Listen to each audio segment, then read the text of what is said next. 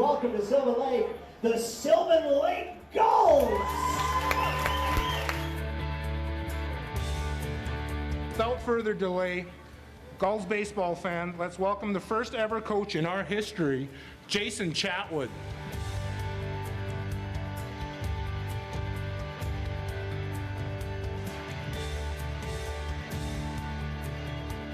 Ladies and gentlemen, please welcome your Sylvan Lake Gulls!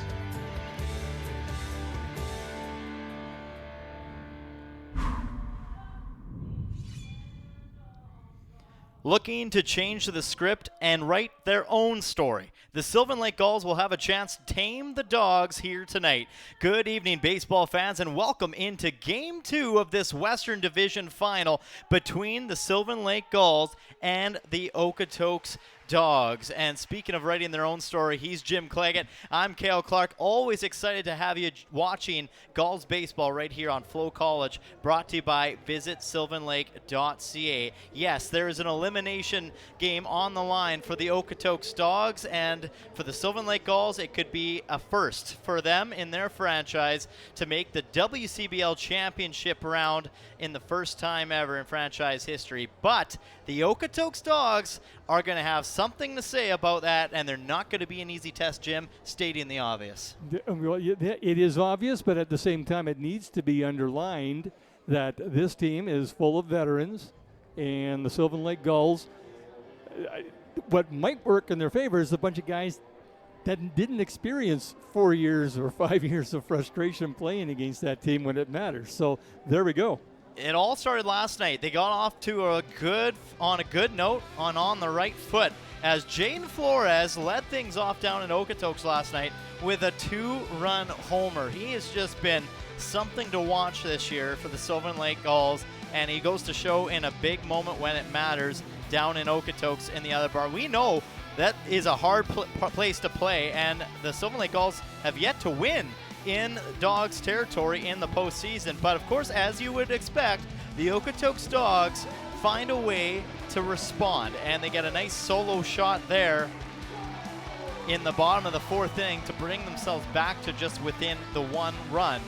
And they weren't done there necessarily, Jim. As you take a look here, the Okotoks Dawgs had a couple guys on base, and then this guy steps up. I believe that's Connor Croson with just a double RBI, and they tie it just like that, bottom 4. Things were close, right into the top of the 6th. Bases loaded for the Sylvan Lake Gulls, and this kid gets it done. Simon Baker from just down the road, Cochrane, Alberta native, does what he does best, and he swings a hard bat. And I talked to Simon tonight, and I said, how was that? He says, I kind of blacked out.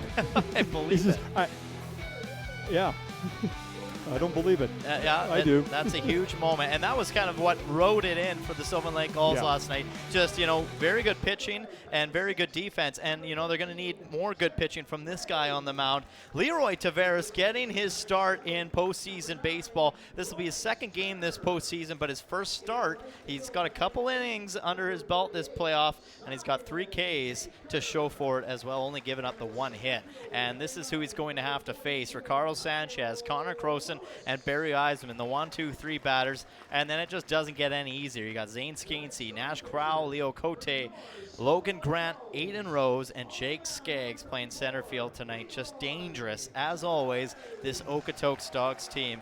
And, it's going to be tough for the Sylvan Lake Gulls because they're playing without a guy in their lineup tonight. And that's the veteran, the guy that wants to get the job done more than anybody on this Gulls team, and Clary Simpson. And you saw what happened last time he played here at home. Yeah, that was against the Lethbridge Bulls, and he was stretching that around the second base, going for third, and he felt something go in his leg. I don't know exactly what happened to him, but he was pulled from the game right then and there, and some tough news for Clary Simpson, but he's around here somewhere, and he's supporting his team. Absolutely, he will and be. And he'll be here cheering them on, that's for sure.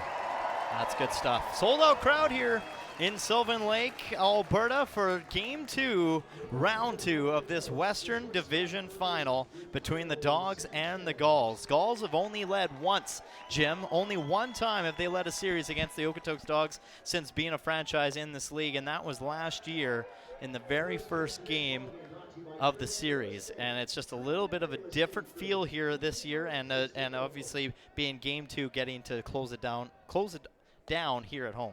Yeah, Leroy Tavares on the mound for the Gulls. Starts Ricardo Sanchez off with a couple of fastballs, and he's the count 1-1. Tavares likes to work fast, and that works well for him. That's his style. He gets the ball, he gets the sign, he gets the nod to throw, and then he throws. He's got that anxious energy, but good energy. It's not a bad anxious, it's a good anxious. He's excited, he's pumped.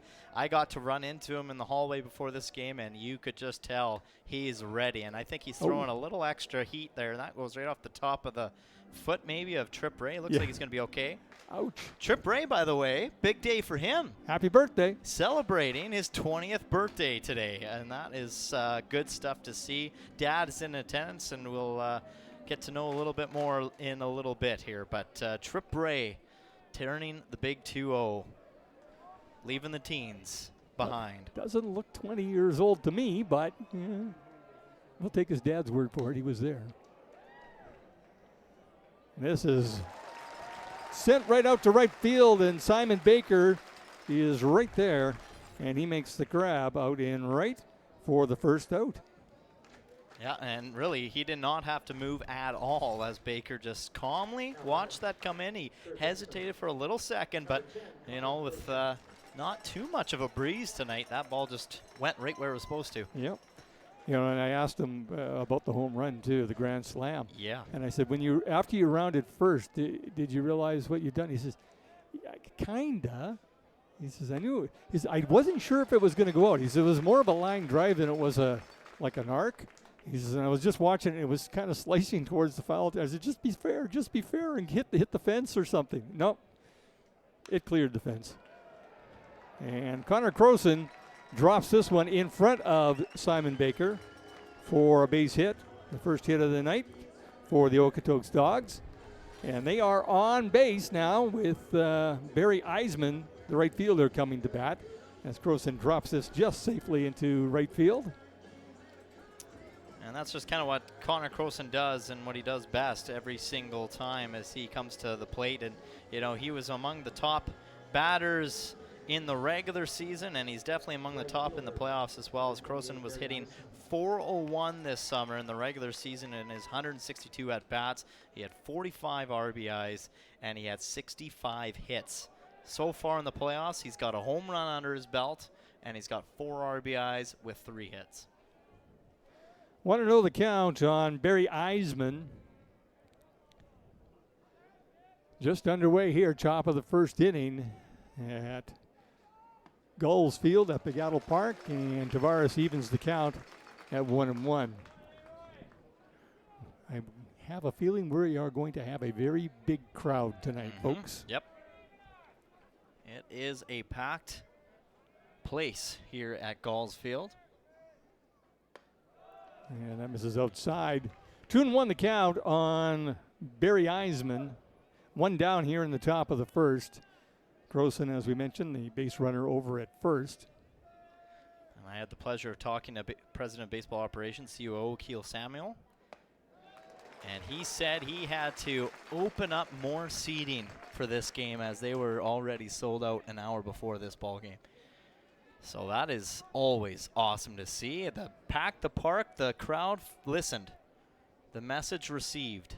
This gives you an indication of just how baseball has been embraced, and this team has been embraced by the Sylvan Lake Gulls fans. And you can see that shot right there. That's just half the crowd there, folks. Yeah, not even half the crowd. Yeah, there's another berm, and there's still people, I believe, filing in right now as well. Yeah, full count now as Tavares misses on the outside. Chris Hartley is the home plate umpire tonight. Ron Shuchuk over at first, and right now between first and second is Mike Richards, but he'll be down the third baseline when there isn't a base runner. And that's grounded down to Bryce Turner. He knocks it down. Tough play. Even if he had got his glove on it, it would have been a tough play to get an out over at first. So. Yeah. Hard hit ball, and Turner read that play really, really well. Just unfortunately for him, went off I think that went off the inside of his glove. He almost ran it for a moment. So Eisman safely over at first. And the Okotoks Dawgs back-to-back base hits here. That'll bring up the left fielder Zane Scansey, the number 4 hitter in the lineup tonight. And called strike there on Scansey. So Tavares has a little bit of a hole to dig himself out of with 1 down and runners on first and second, top of the first inning.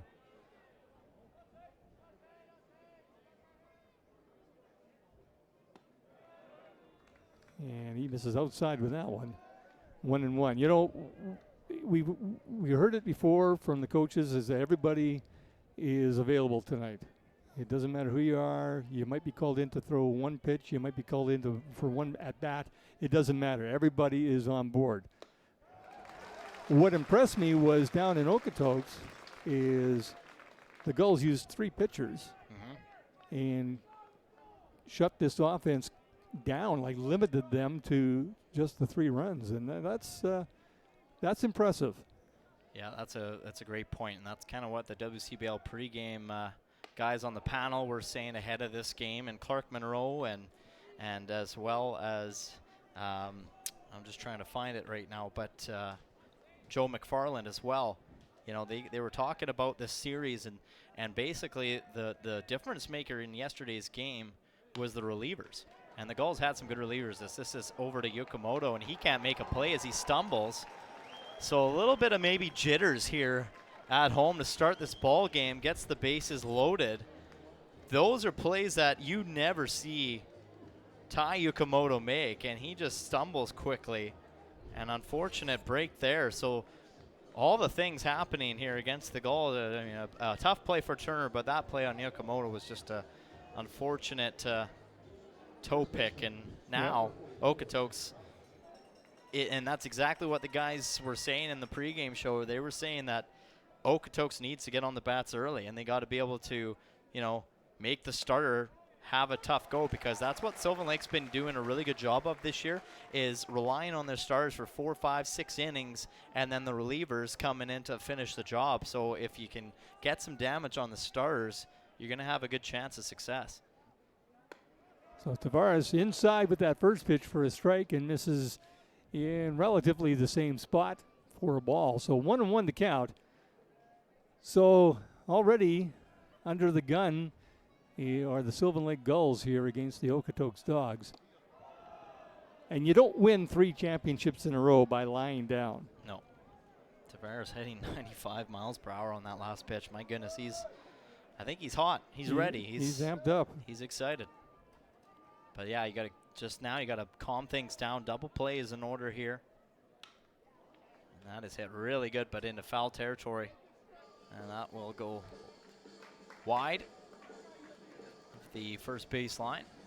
So 2-2 the count now on Nash Crowell, the first baseman for the Okotoks Dawgs. This is a big pitch right here.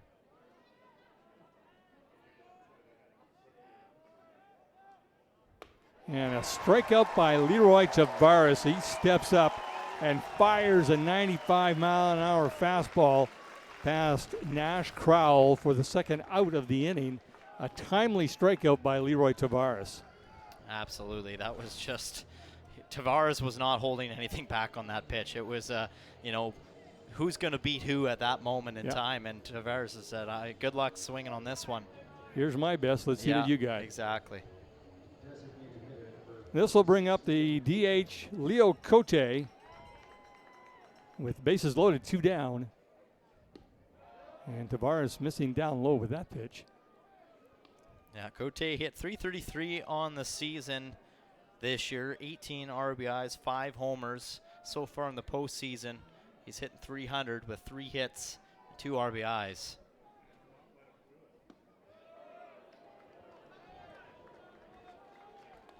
And that misses outside. 2-0 the count now on Leo Cote. Bases are loaded, 2 down, top of the first inning. Already some drama here for the Sylvan Lake Gulls and the Okotoks Dawgs. What else is new, right? And that's going to drive in probably 2 runs here as the Dawgs are going to take a 2-0 lead. And they've got the guy at second dead to right. Just a 1-0 lead, Jim. Well, they're waving that off there at home plate. Sorry, I was watching the play over at second. Yeah, nope. So that's just going to be a 1-run score for the Okotoks Dawgs. Sylvan Lake manages to escape the harm from that hit, and it'll just be 1 run. So the Gulls will have to come to bat in the bottom of the first. When we come back, you're watching Western Division Finals on Gulls broadcast, FloCollege, when we come back.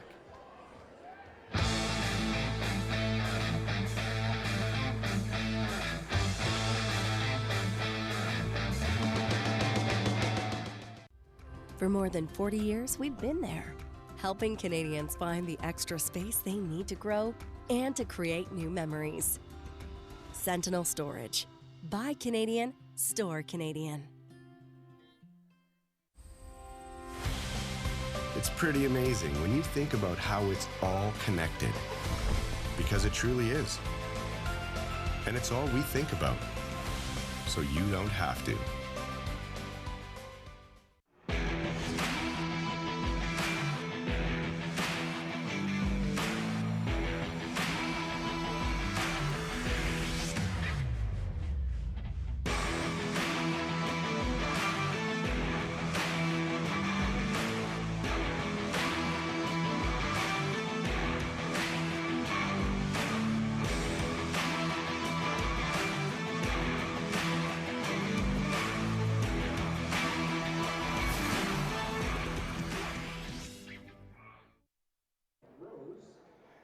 Well, there's your starter tonight for the Okotoks Dawgs. Brady Baltus will take on the Sylvan Lake Gulls lineup.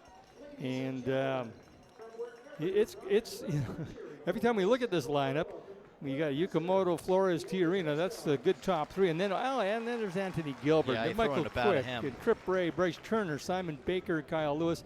Each one of these guys can make a play with a bat and with their legs. And I like that. Me personally. Yep, 100%. Whether anybody else likes it, I don't know. And and Brady Baltus is a tough customer on the mound for the Okotoks Dawgs. He's had 8 games this regular season with a 3.72 ERA. He's had over 38 innings pitched, 23 Ks on the season, and he's only given up 16 earned runs. Yeah, he's one of the better ones. Now on paper, comparing him to Leroy Tavares, technically, this just off the paper of summer baseball here in the WCBL, Tavares has an edge in numbers. Okay. In fact, when Leroy Tavares has pitched on the mound for the Sylvan Lake Gulls, whether it's coming in for relief or starting, out of all 8 games that he played, or 10 games that he played, he's only lost 1 game. Every other time they won. So good numbers if you're the Sylvan Lake Gulls. That's stuff that you like to see. Well, that's that's baseball, right? Statistics. Yeah, that's the way it goes. Baseball is loaded with statistics. 1-2 the count on Tai Yukamoto. Sorry. And apparently so am I tonight. Yeah, well, that helps. Yeah. It helps. It fleshes out what we're babbling about, or at least what I'm babbling about. And Yukamoto's going to slide this over the shortstop, Ricardo Sanchez, into left field for a simple base hit, but a base hit nonetheless to lead things off for the Gulls. Just a reaching swing on that ball, makes contact and does the job to lift it into shallow left. That was a great contact there by Yukamoto to reach for that ball and make the contact. They don't ask you how, Jim. They just ask how many. That is correct. Now, Jaden Flores will step in. Of course, down south yesterday, he put a charge into his team by sending one over the fence for a 2-run homer to give the Gulls an early 2-0 lead. Well, in a very similar situation, too, obviously with, Yukamoto over at first. Guy on base ahead of him. And just kept things going. Flores had a good season, too, for the Sylvan Lake Gulls this year. My goodness. Led the team in home runs. And he drives this down to second base. And a good play there by Aiden Rose. on his knees, makes the grab on that play by Jaden Flores for the first out. Solid hit, but right at the glove. Yep. That still leaves Yukamoto over at first, and that brings up another guy who hits the ball hard, and Brock Tiarina. Yeah, got talking to T-Arena ahead of this one, and he said, I'm ready. Let's go, he said. So, you know, a lot of these guys are just, I mean, they're amped up. It's playoff baseball. They want to win, and it's fun to watch. It just adds a total different element to this game. The excitement is in the air. The crowd's into it. I mean, the crowd's always into it here in Sylvan Lake, but it just adds an extra level of that compete, and you love to be part of all of it here at the ballpark. And T-Arena, he wants to do this for Coach Chatwood, knowing that Jason Chatwood is in his final year head coach. He made the big announcement just a week or two ago that he's stepping down after this season. So I think that's also added something for these players, that they want to play for something, and that's kind of what they're playing for right now. And then I said to him, I said, yeah, and you also want to kind of play for the guys that have been here for a couple years, especially that have had the heartbreak of the Okotoks Dawgs, like Matty Fung and Clary Simpson and, you know, and all those, and Nick Veselinovic and all those guys. Well, and then you've also got Matt Hapen. Well, and yeah, the other coaches too. The yeah, other of course. coaches, they've Can't been here forget too. them. Yeah. So, yeah, you're right. I mean, they've all had a taste of it, and it's not a good taste. I don't even think Listerine can get it out of your mouth. And that is a well-hit ball by Brock Tiarina as he sends this out into left field as well. So a couple of opposite field hits by the Gulls have got themselves with runners on first and second and one out. And I mean, a great stab by Connor Croson over at third, just off the tip of his glove. He just missed that. He was an inch away from making another insane out for the Okotoks Dawgs here in this first inning. Already seeing some good plays early on. It's going to be a day. It's going to be a night. This is playoff baseball, folks. And Anthony Gilbert, third baseman, steps in now to face Baltus. And he rips it. Left field seems to be the field of choice for the Gulls tonight. 3 hits in a row, or 3 hits in this inning, all have been to left field. So Anthony Gilbert with a solid base hit to load the bases for Michael Quick. A well-struck ball by the third baseman, who has done nothing but impress since his arrival from Quebec. Yeah, he sure has. You know, and just too in this postseason already, Jim, the batting is just really heating up for the Sylvan Lake Gulls offense right now. Their bats have been really hot, outscoring their opponents by a fair margin. 14-2 against Lethbridge is what they outscored in that first round series of this postseason. And that's a good team that they beat. Yeah, it sure was. And they beat them by just playing their style of baseball and limiting the mistakes, because as we've said over and over, make mistakes against a good team, it comes back to bite you. And there's 4 hits in a row down the left field line, and they're going to hold Brock Tiarina at third, as that throw did get away, but Michael Quick with the RBI. And scores Tai Yukamoto to tie this game up. Brock Tiarina moves over to third, Gilbert over to first, or over to second, I should say. And the bases are still loaded, and that prompts a visit from the coach on the pitching mound. So base hit to left, base hit to left, base hit to left, and base hit to left. That adds up to a run.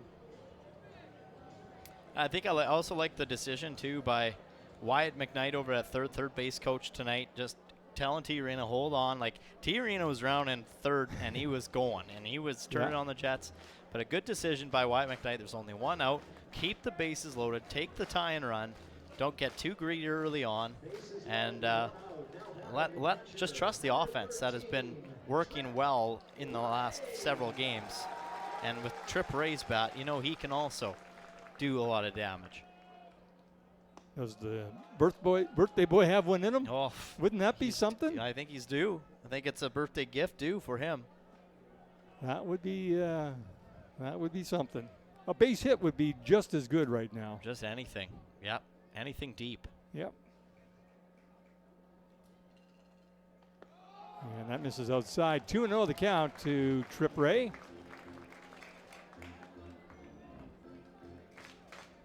Man from Memphis, Tennessee, the home of the king of rock and roll, Elvis Presley, who the anniversary of his death is coming up this weekend. Yep, August 16th. August 16th. And it was one of those, I remember where I was when it happened. You weren't even alive, I don't think. Nope. No offense. Nothing you could do about that. Yeah, none taken. 3-0 with a count on Trip Ray. And he's taking all the way as Baltus paints the corner with that pitch to make the count 3-1. I think he might even be taking on this next one too. Yeah, I mean that would work too. Yeah, absolutely. A walk means an RBI as well. But if it's in the zone, he's going to give it a rip, I think. And he rips it right back up the middle. This could be 2. And they do get the double play. Do these Okotoks Dawgs to erase a little bit of a rally, but a rally nonetheless ties the game as the Dawgs and Gulls are knotted up at 1, headed to the second.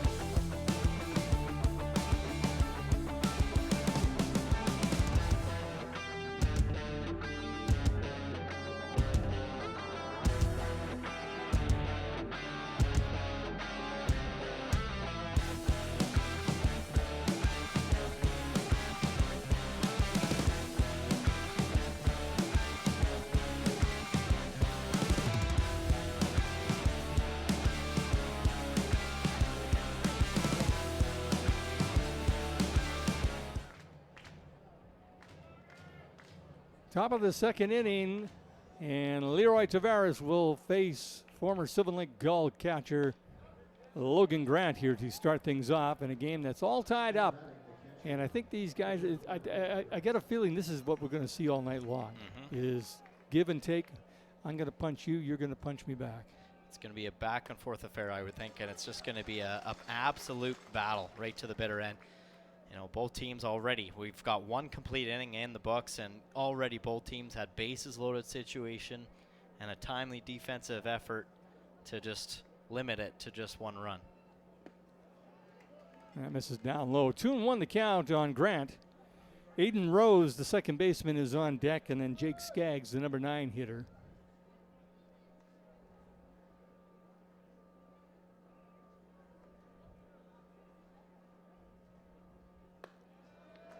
Called strike on the outside.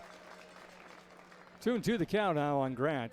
Well, I know I'm not going to have a lot of time to do this, but let's take a look at the defense quickly for the Sylvan Lake Gulls out in the outfield. Left field, Michael Quick. You got center field, Kyle Lewis, and in right field, Simon Baker. And as I mentioned, yeah, pretty quick with a throw here yet again. Yeah, you'll get through the infield now. Yeah, Anthony Gilbert over at third, Tai Yukamoto at short, Jaden Flores playing second, and then you got Bryce Turner over at first with Trip Ray, the birthday boy, turning 20 today behind home plate, catching balls and strikes. Ooh. And Trip Ray thought that was a strikeout. Leroy Tavares thought that was a strikeout. Logan Grant didn't think it was, and neither did Chris Hartley, and this was the only opinion that mattered. Let's take a look at the replay. Hearthstone Property Management, and yeah, Down low. that's the right call. Down low. Ray tried to frame it well, and you got to give him credit on it, but that's the right call by the home plate umpire, Chris Hartley. And Aiden Rose shows bunt, but pulls the bat back. And that's a ball. And don't fall asleep over there at first on Logan Grant, because he could steal a base. I was seeing him talk to first base coach Joe Sargent. Yeah, he had some words for him in the ear, and it was a whispering, quiet conversation away from Bryce Turner. So, and this is different. Jason Chatwood coming out to talk to Leroy Tavares. yeah, interesting. It's usually always Matt Hape. Yeah.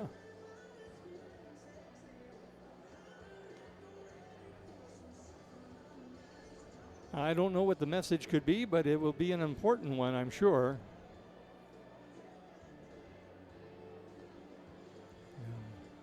Is he talking? He's talking. He kind looks of like the he's whole talking to infield. everybody. Yeah. He's getting everybody on the right page here with the infield. Just making sure everybody knows exactly what they're going to do if the ball comes to their in their direction. And Leroy Tavares, he's been around the block a few times. He knows this is not his first rodeo. He knows what he needs to do as well. So. Yep.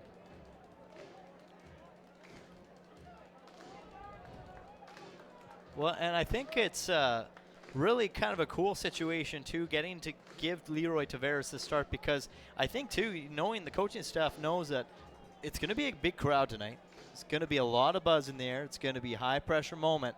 Who else can really handle a situation like that than Leroy Tavares? Because Leroy Tavares has played in front of big groups in big stadiums. So he's played for the Savannah Bananas, and he's played for some NCAA Div 1 schools down south where they get some pretty big crowds down there as well. So I think I really like the decision of starting Leroy Tavares here tonight, and that's right to the pitcher, right to second with the double play. There's a double play. You're kidding me. Leroy Tavares makes it happen. That is a professional play right there. And a perfect strike to Tai Yukamoto, and he just fires another strike over to Bryce Turner. That is what a veteran baseball player does in a situation like that. Wow. Clears the bases with a double play, and that'll bring up the center fielder, Jake Skaggs. That was just a perfect strike.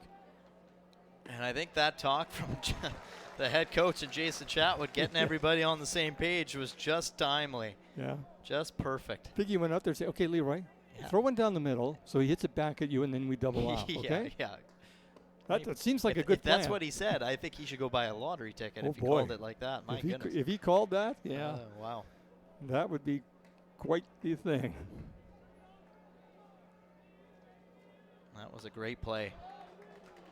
That was. And just exactly what they needed. Well, this is, as a coach of mine once said, the pressure is the feeling you get when you don't know what you're doing.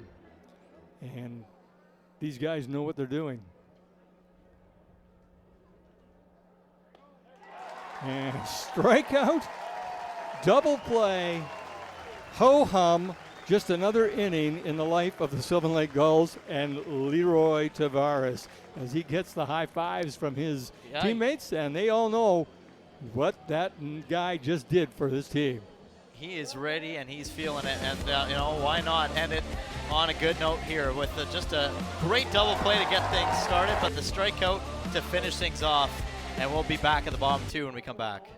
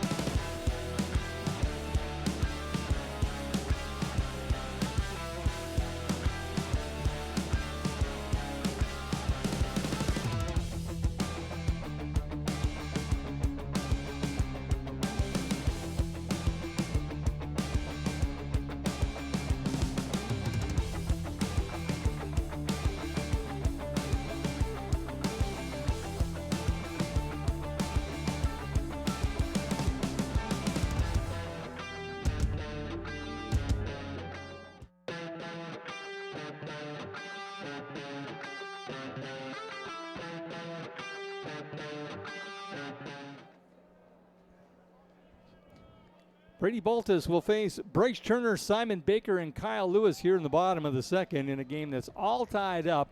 And we are through an inning and a half, and we've had bases loaded twice. We've had double plays for both teams. We've had solid base hits. We've had strikeouts. Okay. Ho-hum, hey? Baseball's boring, right? Nothing ever happens. Already, the fans in attendance at this sold-out crowd have gotten their money's worth. And, yeah, you said we're an inning and a half in. Absolutely incredible stuff. This Western Division final is not disappointing in Game 2 right now, Jim. That's for sure.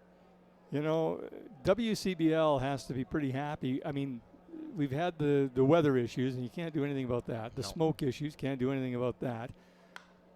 And that's well hit into left center field as Bryce Turner leads things off here in the bottom of the second with a base hit that wasn't to left field. It was to left center field, yeah, close left enough. center. But, yeah, five hits already on the night for Sylvan Lake. And that's an inning and a third, not even a third in of this second inning. I mean, that's crazy to me. I think that's good stuff to see for the Sylvan Lake Gulls. And, you know, here's the guy that got things started last night and finished the job last night with the absolute grand slam that secured the Sylvan Lake Gulls win number 1 in this series. And, you know, the bats just have continued from that moment on. In that 6th inning, they heated up and they have stayed hot right here into tonight. 5 hits already on the night by the Sylvan Lake Gulls. And a 1-1 score. 1-0 the count on Simon Baker. That misses outside. And a little throw down there. Logan Grant loves that little throw down to first. Sure does. And we asked him about that last game of the regular season. You know, how many has that worked before already this year? How many guys? He's like, oh yeah, I think I got like 10 guys out. Yeah. By just doing that simple throw. They just bit casual, you know. And Baker fouls that off. Count 2-1 now. So when we talk about the WCBL and the talent that is here, and the games and the way these games are played, these guys play it full out pretty much every inning. The Moose Jaw Saskatoon series, how that ended, with Saskatoon gassing a 10-3 lead and then coming back and loading the bases in the bottom of the ninth and then a grand slam to walk it off. Like, yeah, okay, folks. Speaking of grand slams, as you mentioned, Simon Baker, now they ask him to bunt. Yeah. Well, they've had 3 grand slams this year in the playoffs, in the postseason. The Moose Jaw Saskatoon, the Gulls, and then they had one, I believe there was one in, I want to say it was the Brooks Bombers Okotoks series. Oh, maybe, okay. So it can happen at any time.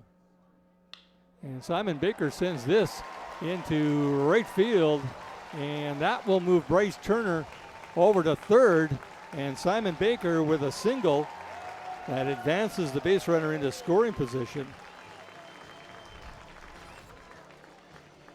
And I think just, you know, being the Okotoks Dawgs, this is not obviously what they were expecting on their starting pitcher to get, you know, worked this early on. I mean, the Sylvan Lake Gulls bats have had the upper hand on Brady Baltus, which is unfamiliar territory for him. And as another meeting on the mound here, they're going to go to the bullpen here, Jim, I think, and they're going to make a pitching change, the first one of the night. So they got a full inning out of this guy and a couple batters in the second. That's about it, and that'll be it for him.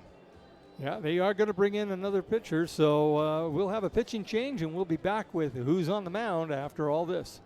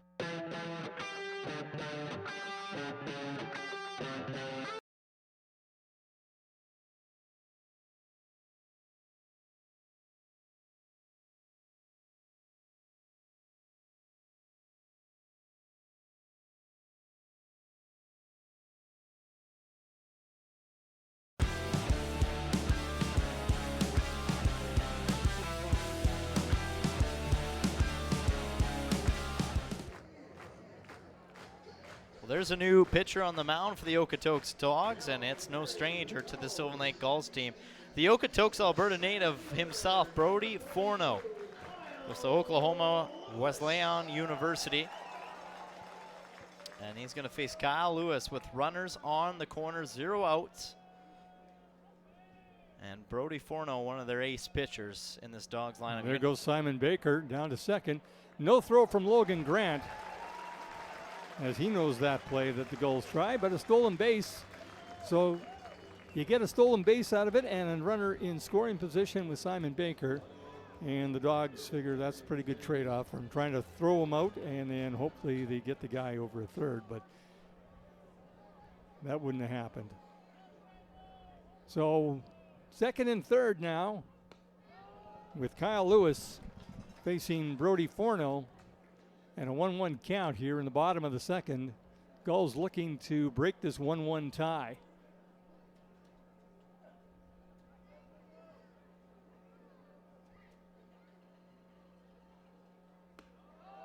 That misses outside. 2-1 the count now.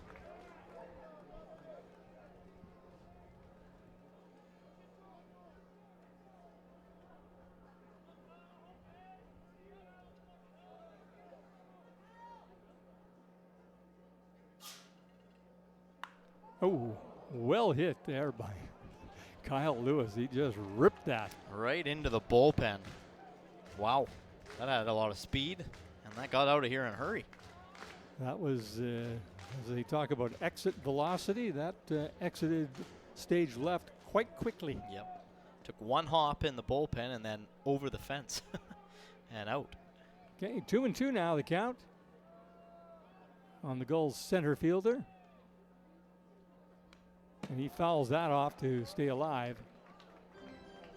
With Tai Yukamoto on deck, who started things off with an excuse me kind of single over to left field. He just kind of threw the bat out there and it floated out over everybody and landed safely on the grass. But Kyle Lewis looking to cash in one of those two runners. And he'll get maybe one. And they do get a good play by Ricardo Sanchez, the veteran over at shortstop, as he had time to make the choice, and he made the right choice and got Bryce Turner over at home. Yeah, did he ever? That was a really good scoop off the field and a throw down to Logan Grant with the tag. Nice try for Bryce Turner to try to slide around the arm of Grant, but runners on the corners now.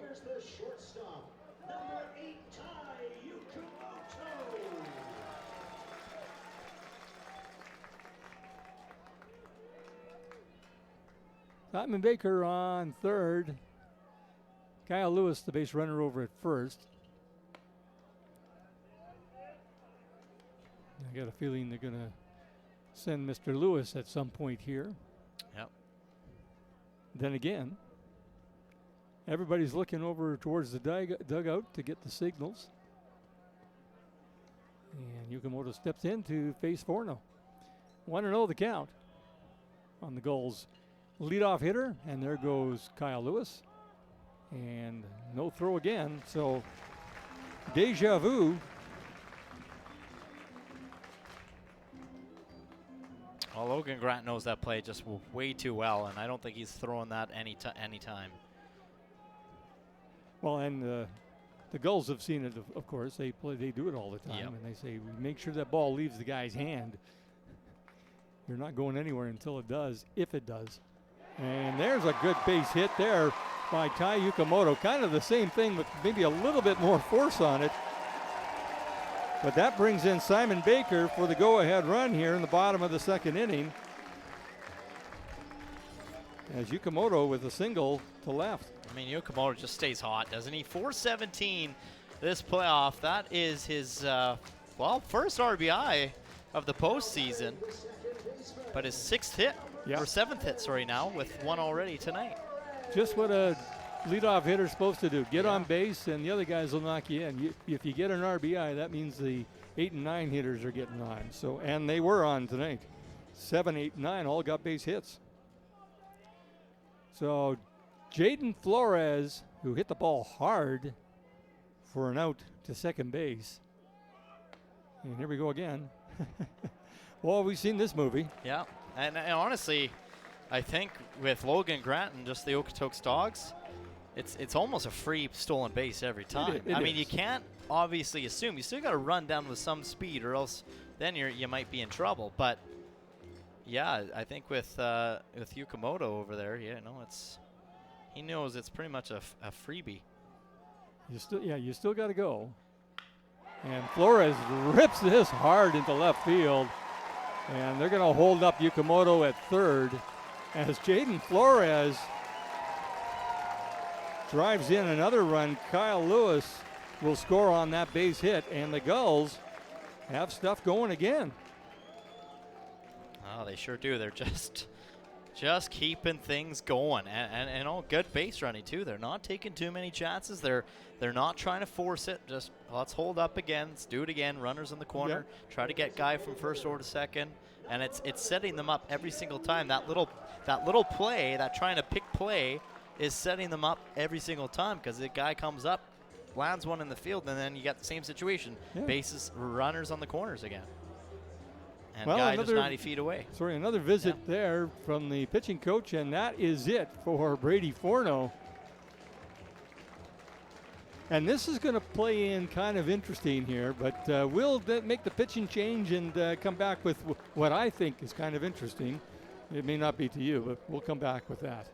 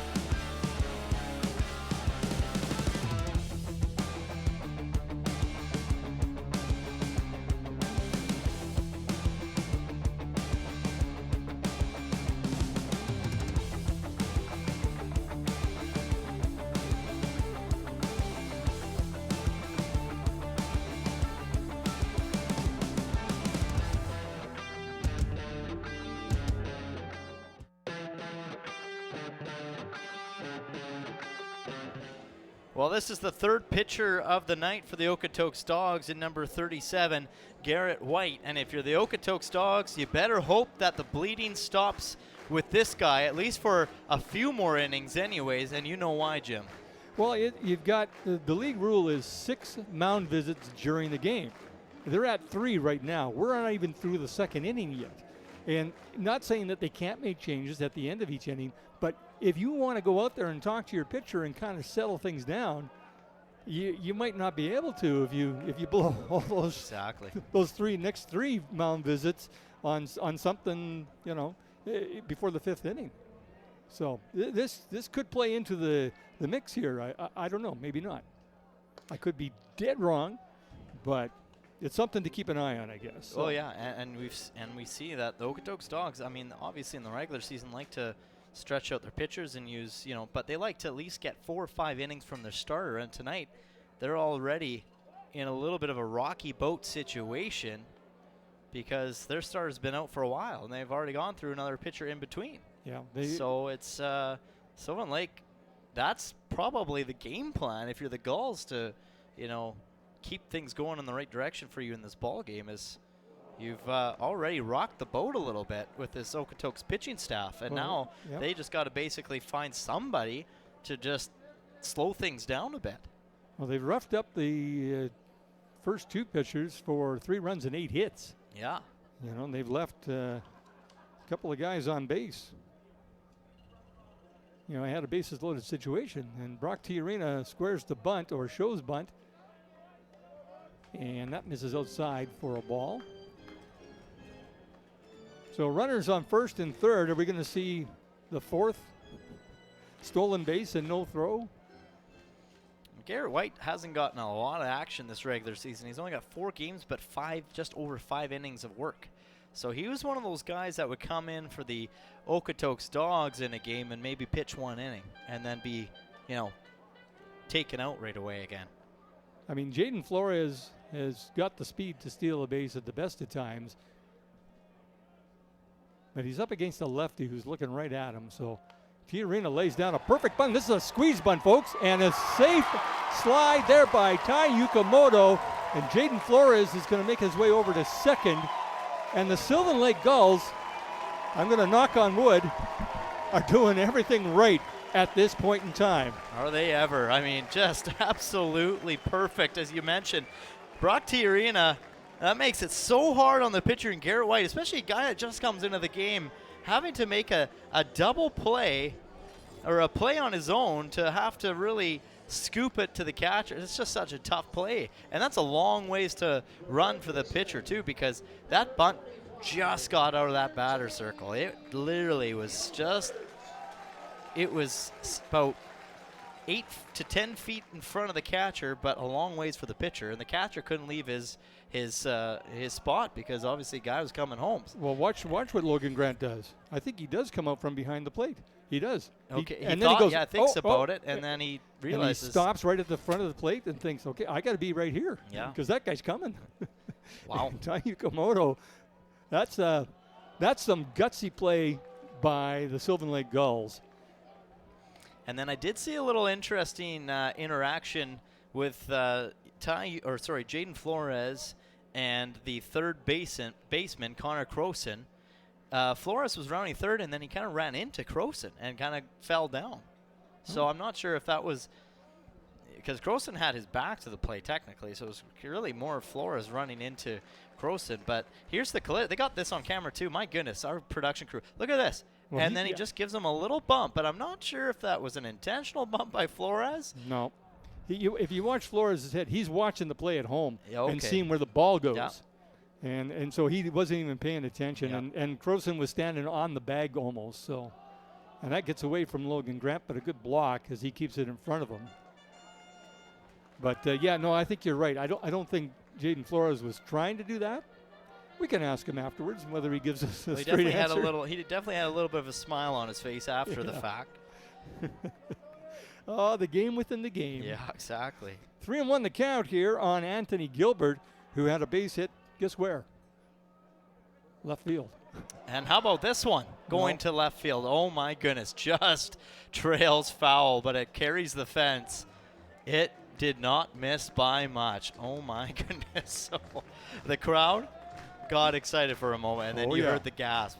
Ooh. Oh, yeah. The oohs and the ahs, the sounds of the game of baseball. A full count here on Anthony Gilbert with runners on second and third. One down. The Gulls already putting 3 runs across, and they're going to have a 4th one right here as Jaden Flores is going to tag, and you're not going to get him with that. As Anthony Gilbert has himself a base hit, or a sacrifice fly to center field. And that is run number 5 on the night for the Sylvan Lake Gulls. Absolute explosive start. And all high fives, and everybody is just amped up right now in that dugout. This will be Michael Quick stepping in. He got things started with an RBI. And then got doubled up to end the inning. Okay, that was interesting. So the pitcher just threw down to Logan Grant to tag home plate. Oh, they thought maybe Flores missed the base. Yeah, I think so. Yeah. Well, you got to try if you don't ask. Yeah. And a called strike there on the outside corner 0-1 the count on Michael Quick. Little Oshawa, Ontario boy.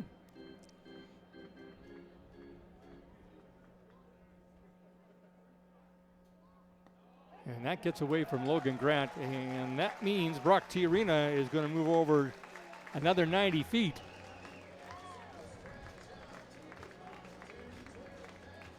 And Michael Quick with a 1-1 count now. Not sure if this changes his approach at the plate, like looking just to sneak one out of the infield, and he does exactly that. Michael Quick with his second RBI, his second hit of the game, and run number 6 for the Sylvan Lake Gulls. And I'm sure the coach for the Okotoks Dawgs is thinking, I want to go out to the mound, but I also want to let the guy get out of the inning here too, Yeah. right? I mean, 2 away now. they'll make a change after this inning. Oh, I would think so, yeah. I think. But Trip Ray steps in now with 2 men out. He's the only one that's yet to get on base tonight. Yes, he is. Oh, you had to bring that up on his birthday. I know, but I'm just saying the guy is due. He's going to join the party eventually. You know he's going to join this party. He wants to. He wants to, absolutely. And a good pitch there by Forno. Ties up Trip Ray. Count 0-2 now on the Gulls catcher. Celebrating birthday number 20 with Dad in the crowd. Oh, that was outside, and Logan Grant tried to bring that back in for the benefit of Chris Hartley. The count now 1-2.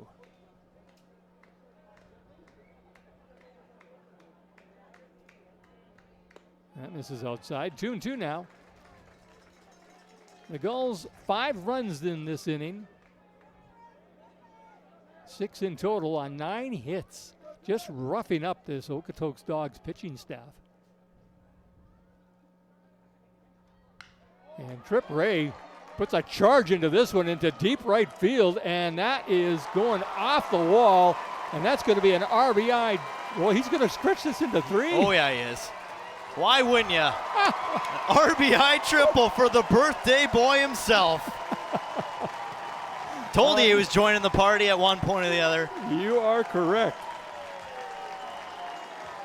Wow. A triple for Trip. Why not? Why not?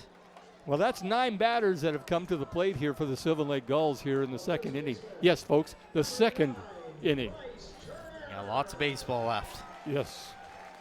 But what an explosive start it has been here in Sylvan Lake. Riding the home crowd. The energy, everything has just been there.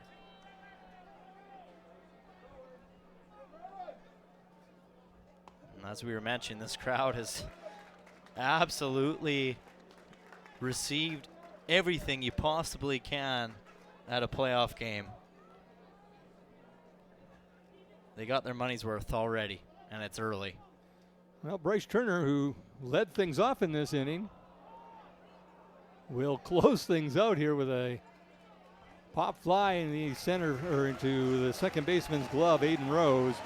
But the Sylvan Lake Gulls, 1, 2, 3, 4, 5 runs, 6 runs, I should say, have exploded here at Gulls Field.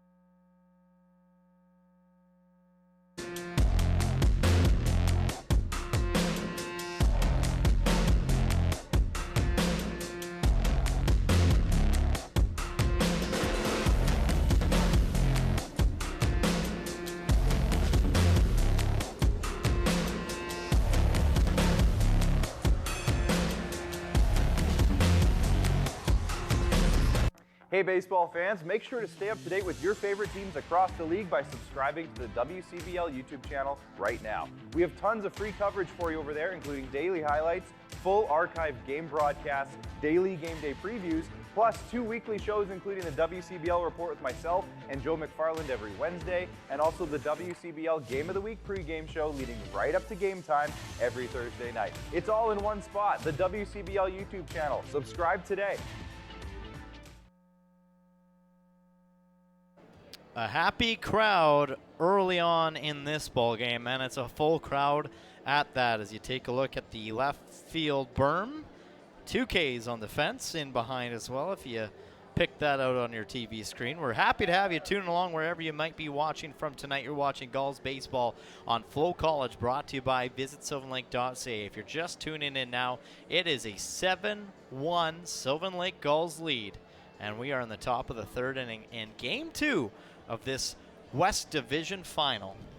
Now, I don't want to be that guy, but I'm going to be that guy and just point out that this is a team in the Okotoks Dawgs as Leroy Tavares starts things off here facing the top of the order, Ricardo Sanchez, who flew out to right field to start the game. But this Dawgs team has won 3 championships in a row with basically this lineup that they have going now. Maybe not the same pitchers. That might be the wild card in this. But, and there's a but attached to this, as Simon Baker is going to put away Ricardo Sanchez for the 2nd time in a row, and he does, to start things off in the 3rd inning. Anyways, I think I know where you're getting with this. Well, I'm going to say it, right, and I'm not jinxing anybody, folks. I don't believe in that. But the Saskatoon Berries, who set a WCBL record this year with 46 wins, breaking the Gulls' 44-win record of last year, had a 10-3 lead against the Moose Jaw Miller Express and gassed that lead. So anything can happen, folks. Yes. Especially with this team here in front of us, as you were mentioning. Yeah. It's too early in the ball game. Oh, yeah. And there's a lot of baseball left. So, yeah, to your point, if you're the Sylvan Lake Gulls, you can't take the foot off the gas. You got to just keep going. And Leroy Tavares, you know he's not going to take the foot off the gas. But you know what this lead does do for guys like Leroy Tavares? It does give him a little bit of breathing room. It does settle him down a little bit more. He was, not like he was nervous to begin with because he really wasn't showing it early in this ball game, but I think it brings a little bit more of a calm, and he can now pitch and just, know that he's got a pretty good lead, and he's going to ground this himself, field this himself, I should say, and hand it over to Bryce Turner for out number 2. And Leroy looked pretty good with the glove tonight, too. That's the 2nd play he's made. Sure does. He looks pretty calm. Yep. And like I said, he is just loaded with confidence, this young man. He just, Snyder, Texas can be proud of this young man because he said it when he first arrived here. He says, you guys watch. He says, when I get going, he says, I really get going. Mm-hmm. And giving him a 6-run lead right now, as Barry Eisman, I'm not sure what that was about. The pitch was on the way, and he just dropped the bat and kind of stood back and watched it. Okay, you do you, Barry. And missing down low is Tavares for a count of 1-1 now. And when we take a look at the playoff picture between these two teams, the Okotoks Dawgs obviously have had the upper hand over the Sylvan Lake Gulls when it came to postseason. 6-1 against the Gulls are the Dawgs. It's only went to 3-game series once in the 3 playoff years that they have played against each other in the West Final, and that was last year. And last year's game, the final game of that 3-game series, was just an unfortunate disappointment, very similar to what we're seeing right now. Obviously, there's lots of baseball left, but the Okotoks Dawgs took it to Sylvan Lake in Game 3 of that elimination game. They went up 10-2 in the fifth inning. 4th inning was 8 runs scored alone last year in that final game. And then they ended up holding on for a 10-4 win. So it was just a controlled win for Okotoks to finish out to what seemed to be the year for the Sylvan Lake Gulls. Mm-hmm. And now Gulls are maybe returning a little bit of that early on in this ball game. Again, don't want to get ahead of ourselves. There's lots of baseball left. But when you got a guy like that and Leroy Tavares pitching strikeout after strikeout, that's his third of the night, you know you're going to be in good hands with this kind of guy on the mound. Absolutely sensational. We'll be back to the bottom of third when we come back.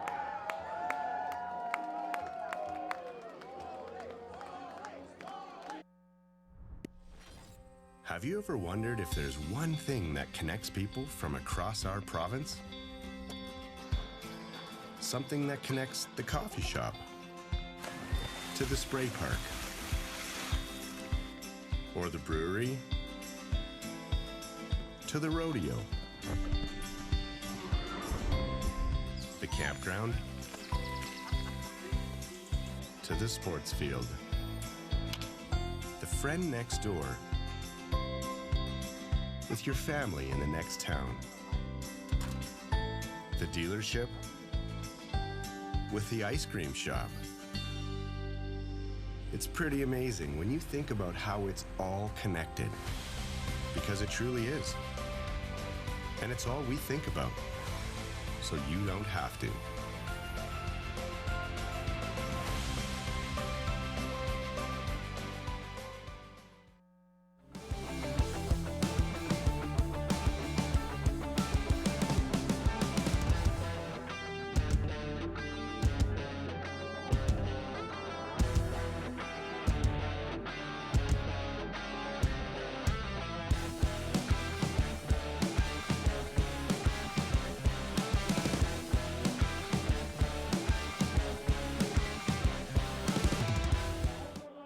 This is the fourth pitcher of the night in the third inning here, bottom of three. This is Ashton Luera, and he is one of the starters for the Okotoks Dawgs. So they're doing the same thing. Everybody is available tonight. It doesn't matter. When your season's on the line, you throw who you need to throw, right? Absolutely. You're going to go through all the good guys that you know you have, and you're going to just throw everything you can at this Sylvan Lake Gulls team, especially, as you mentioned, facing elimination with a loss tonight. Now, Simon Baker, we mentioned it earlier, he's the guy that got the grand slam last night. Here's something interesting. Our in-game host here at Gulls Field in the break just announced, so in the bottom of the third inning, it is always Load the Bases presented by Lodge 43, a nice restaurant bar here in Sylvan Lake. Now, he picks usually a row every game, and say a Gulls score one run, then they all get gift certificates and prizes to Lodge 43. Our in-game host, Jared Waldo, just said if there's a home run hit in this inning, he will open up a $200 tab at Lodge 43 tonight for anybody in the section at center field to go to and utilize this evening if a home run is hit in this inning. Wally's going to pay Wally's $200? going to open a $200 tab and pay it himself. Wow. That is bold. I mean, good for him. But do you forget who hit a big homer last night? Might be feeling it right now. I don't know. Maybe this guy at the plate. But I just thought that was quite interesting. Yeah. Uh-oh. Yeah. Wally's probably, his wallet's just going, I bet his heart skipped a beat there for a second. Simon Baker stretching this into a double. And he does. Leads things off with a double here in the third inning. Bottom of three. Like, it's quite obvious that Wally's not in radio anymore. Yeah. Town must pay pretty good bucks. There you go. Town of Sylvan Lake. Atta boy, Wally. Yeah, Way no, to I think step that's up. really cool. That's awesome. Good stuff. Kyle Lewis steps in now with Simon Baker over at second. Hopefully his wife's not watching tonight. He might be getting an angry text. Yeah, you did what? Yeah, did I just hear that correctly? Maybe he's opening it on behalf of. I don't think so. You think he said, I personally will open a $200 Oh, tab. I didn't hear that part. Okay. Yeah, I'm pretty sure that's how he worded it, but Atta boy, Wally. I could be mistaken. And a swing and a miss there. 1-1 the count on Kyle Lewis. As I mentioned, Ashton Luera, the new pitcher. This is pitcher number 4 for the Dawgs, and we're probably going to see more tonight. But he's one of their top guns as a starter, but also coming out of the bullpen. He tends to shut things down, and that's what this Okotoks Dawgs team needs. I think they're kind of in shock right now. Yeah. Thinking, whoa, I didn't have this on my bingo card. 7-1 after 2.5 innings. Exactly. And you mentioned like the mound visits that they are limited to, but also not to forget, like, say Okotoks does the job tonight. Say they get finally a reliever that comes in and shuts the door. They can find a way to climb their way themselves back and win this game.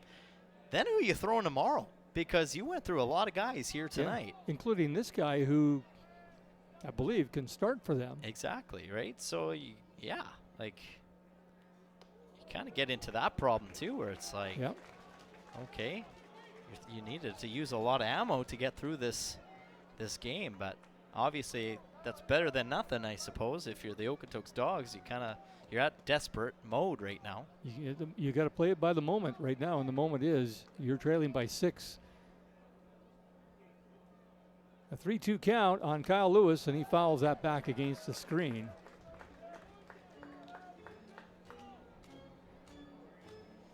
So Simon Baker leading things off here in the 3rd inning with a double to right field.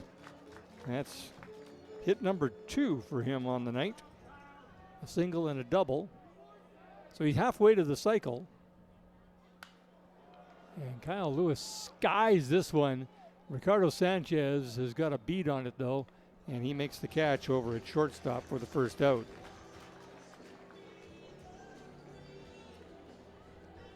That'll bring up the top of the order, Tai Yukamoto, who is 2 for 2 on the night. Stole a base, scored a couple of runs, got an RBI. Yeah, he's had a pretty good night. I mean, a lot of these guys have already. I mean, you just look at this lineup, you look at my scoring sheet, you look at your scoring sheet.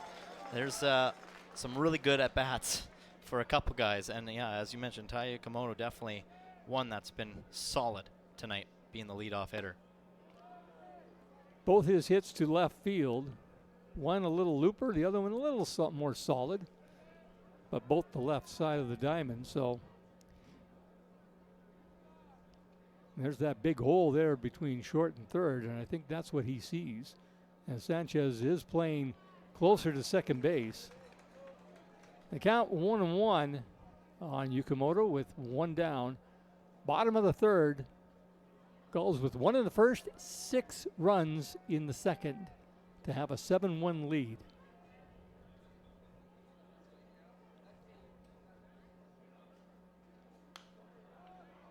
That's fouled out of play.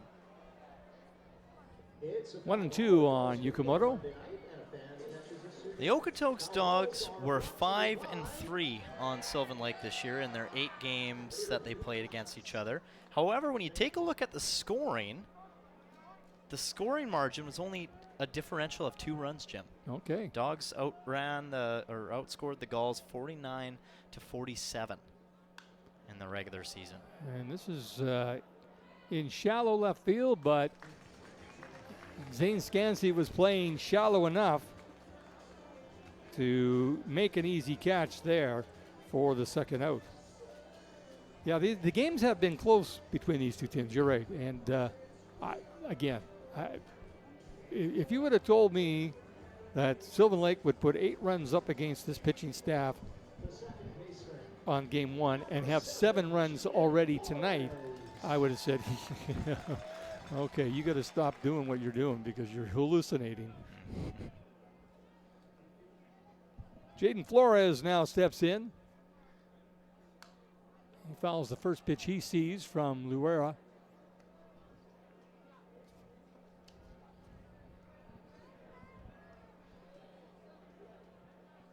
I mean, the warm-ups continue, obviously, in the Okotoks Dawgs bullpen, as we can see, but you got to wonder if, Luera gets out of this inning, maybe they keep him in. And that sails over the head of Logan Grant right to the backstop, and Simon Baker gets to move over to third base on that. what has to be, I guess, a wild pitch because Logan Grant's not exactly a small guy, and to throw it over his head, you're really not in control.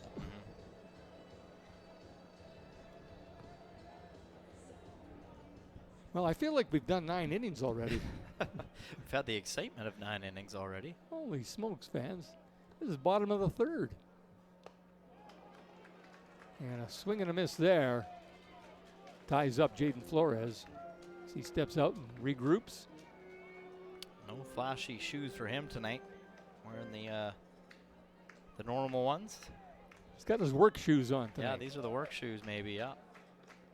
1-2 the count on Flores. And good eye as he stays away from that one and evens the count at 2-2.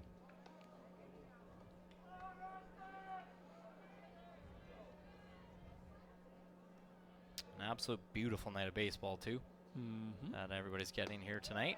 I was just thinking to myself, the only thing that could mess this thing up is Mother Nature, and it looks like all that dark cloud is headed away from us. Yep. So look at those clouds, Yeah, but you they're see it just streaming to the left. To your top left of the screen, right on the scoreboard there. That and there it is. There, yeah, you can see the dark cloud, but it's all moving away from us. But there's a strikeout there on Jaden Flores, and finally the Okotoks Dawgs put up 0 runs on the Gulls here in the bottom of the 3rd inning, only allowing 0 runs and only, well, 1 hit in that inning. So the Gulls will come to play defense now, top of 4 when we come up. You're watching Gulls baseball on FloCollege.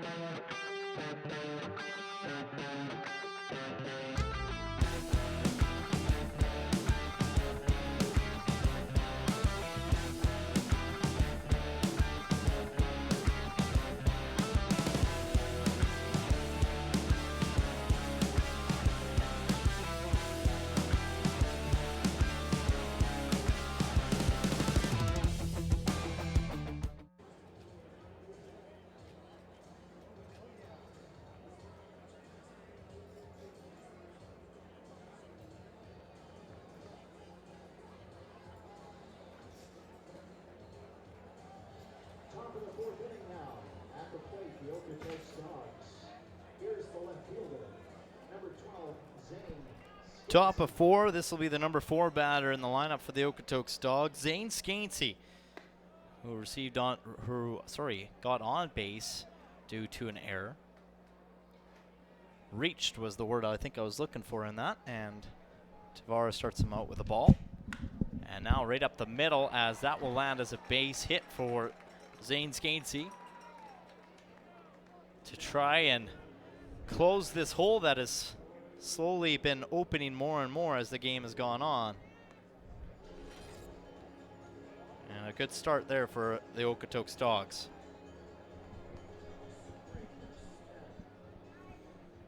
That'll bring up Nash Crowell, who struck out back in the 1st inning.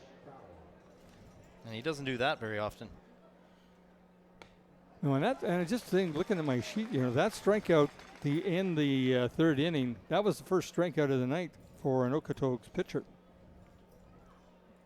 which kind of baffles me as well, but most of tonight has baffled me. And now the Dawgs are starting to find the measure of Leroy Tavares here with back-to-back hits. And they've got something going here in the top of the 4th inning with nobody out. And Leo Cote, the DH, stepping in, but there's the base hit. And with nobody out, we've got runners on first and third. And does that spark a little action in the Gulls bullpen? Well, I guess we'll see. Leroy Tavares will just tell you, say, no, I don't need any help right now. It's just a blip. And first pitch there to Leo Cote is strike right on the corner. 7-1 Gulls lead it here in the top of the fourth inning. That is correct. You don't have to clean your ears out. That's exactly what I said. And right at Jaden Flores. That bat sounded like it might have broke. Speaking of broken bats, let's welcome up a guest here in the broadcast booth who's had to get off his wallet a fair share this season for broken bats. This is Trip Ray's father.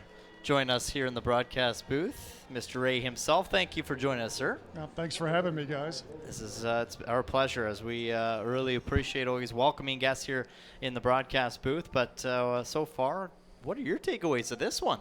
This is hopefully they don't get too confident and let it slip away. Just, keep the foot on the gas and keep going. Absolutely.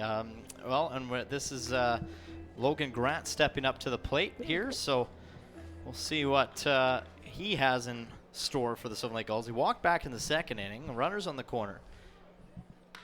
And he turns on this one, but foul down the first baseline.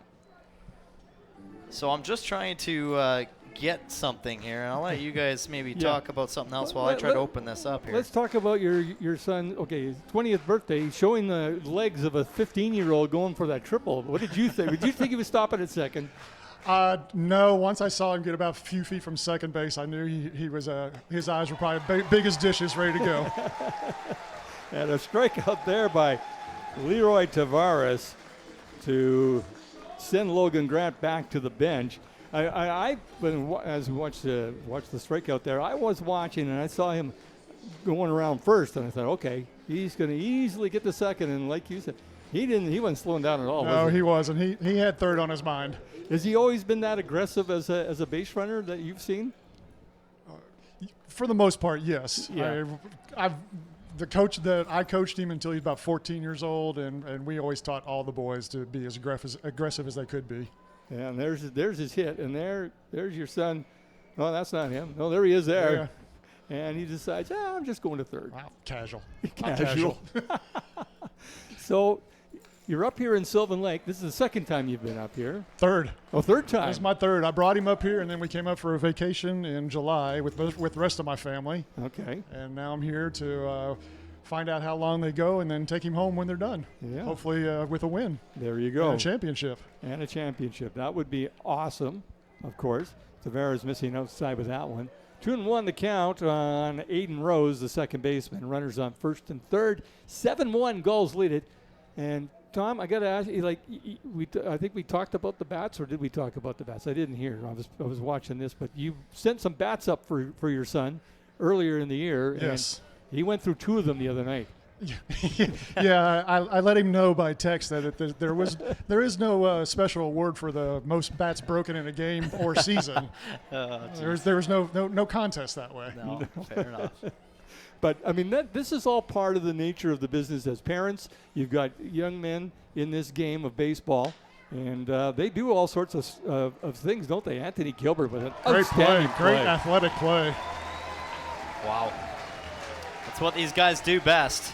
And Leroy Tavares giving him some love on the way to the dugout, too, because he knows how big of a play that was when Okotoks was pressuring. Are we wanting to stick around, Calvin, or are we going to go to break here?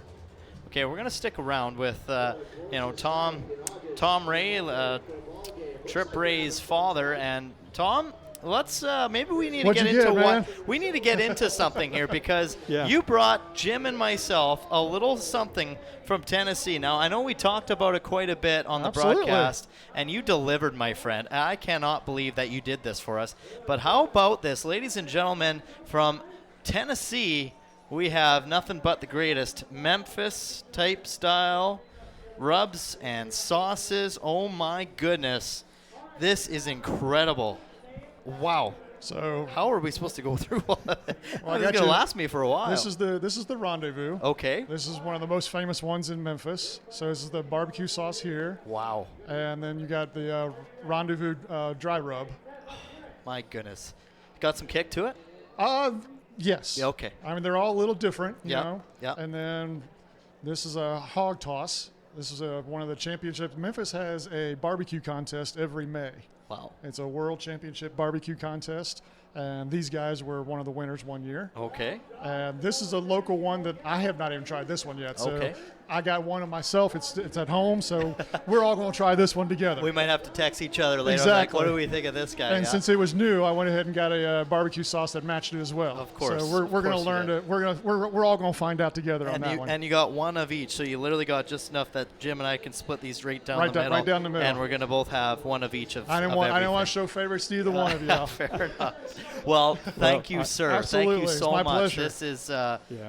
I'm speechless. I mean, you know, we're spoiled up here. You know, the viewers, the listeners, everybody that comes to Sylvan Lake visits. You guys spoil the heck out of Jim and I and the whole crew here. So thank you, sir. We You are appreciate absolutely it. welcome. I can't wait to try all this You stuff all on are the track. absolutely you all are so friendly. Even Oh my goodness. the lady over there on the grill and over in the corner, she remembered me and she's talked me up. Oh, I boy. brought her some rub as well. Oh, nice. So got her some as well. So So we got some Memphis rub Spreading the Memphis here love in everywhere. Sylvan Lake. That's You are good. Incredible. This is a new pitcher on the mound, Jace Wessels. Yeah. Will get be pitcher number 5 on the night.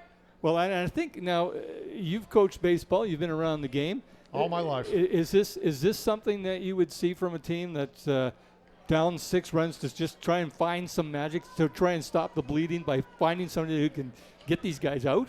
Absolutely. From what I know of the Dawgs, I don't think they're going to quit. No. They're not going to quit. They're not going to go into the night quietly. No, they won't. And to play on the pun, there's a lot of fight in the dog. Yes. And we'll see what happens. But I didn't have this, as I said earlier, on my bingo card that we would be in the 4th inning and the Gulls would have a 6-run lead. And keep hitting the ball as Ricardo He's gonna get there. Sanchez just knocks it down, and that's all he could do as Brock Tiarina hits the ball hard most times, and he gets himself a base hit here. Your first year watching, obviously, Sylvan Lake Gulls baseball, your impressions on the facility, the team, the crowds, that sort of thing, everything. We always ask everybody that. It is beyond what I thought. When Tripp first came to me asking to go to Canada, I was like, what? I was like, it's baseball you play, not hockey, son. Yeah. A little cooler, and especially with the way we've had this summer. Yeah. Oh, yeah, well. He's probably like, oh, Dad might have had a point here because then this is cold up here. But it's beautiful. I mean, I've told him to start hydrating because the Memphis heat and humidity is going to slap him across the face when he gets home. I believe that. No kidding. Especially as a catcher with all the gear on and everything. It Yeah. makes it a little hotter. You get up in the hundreds?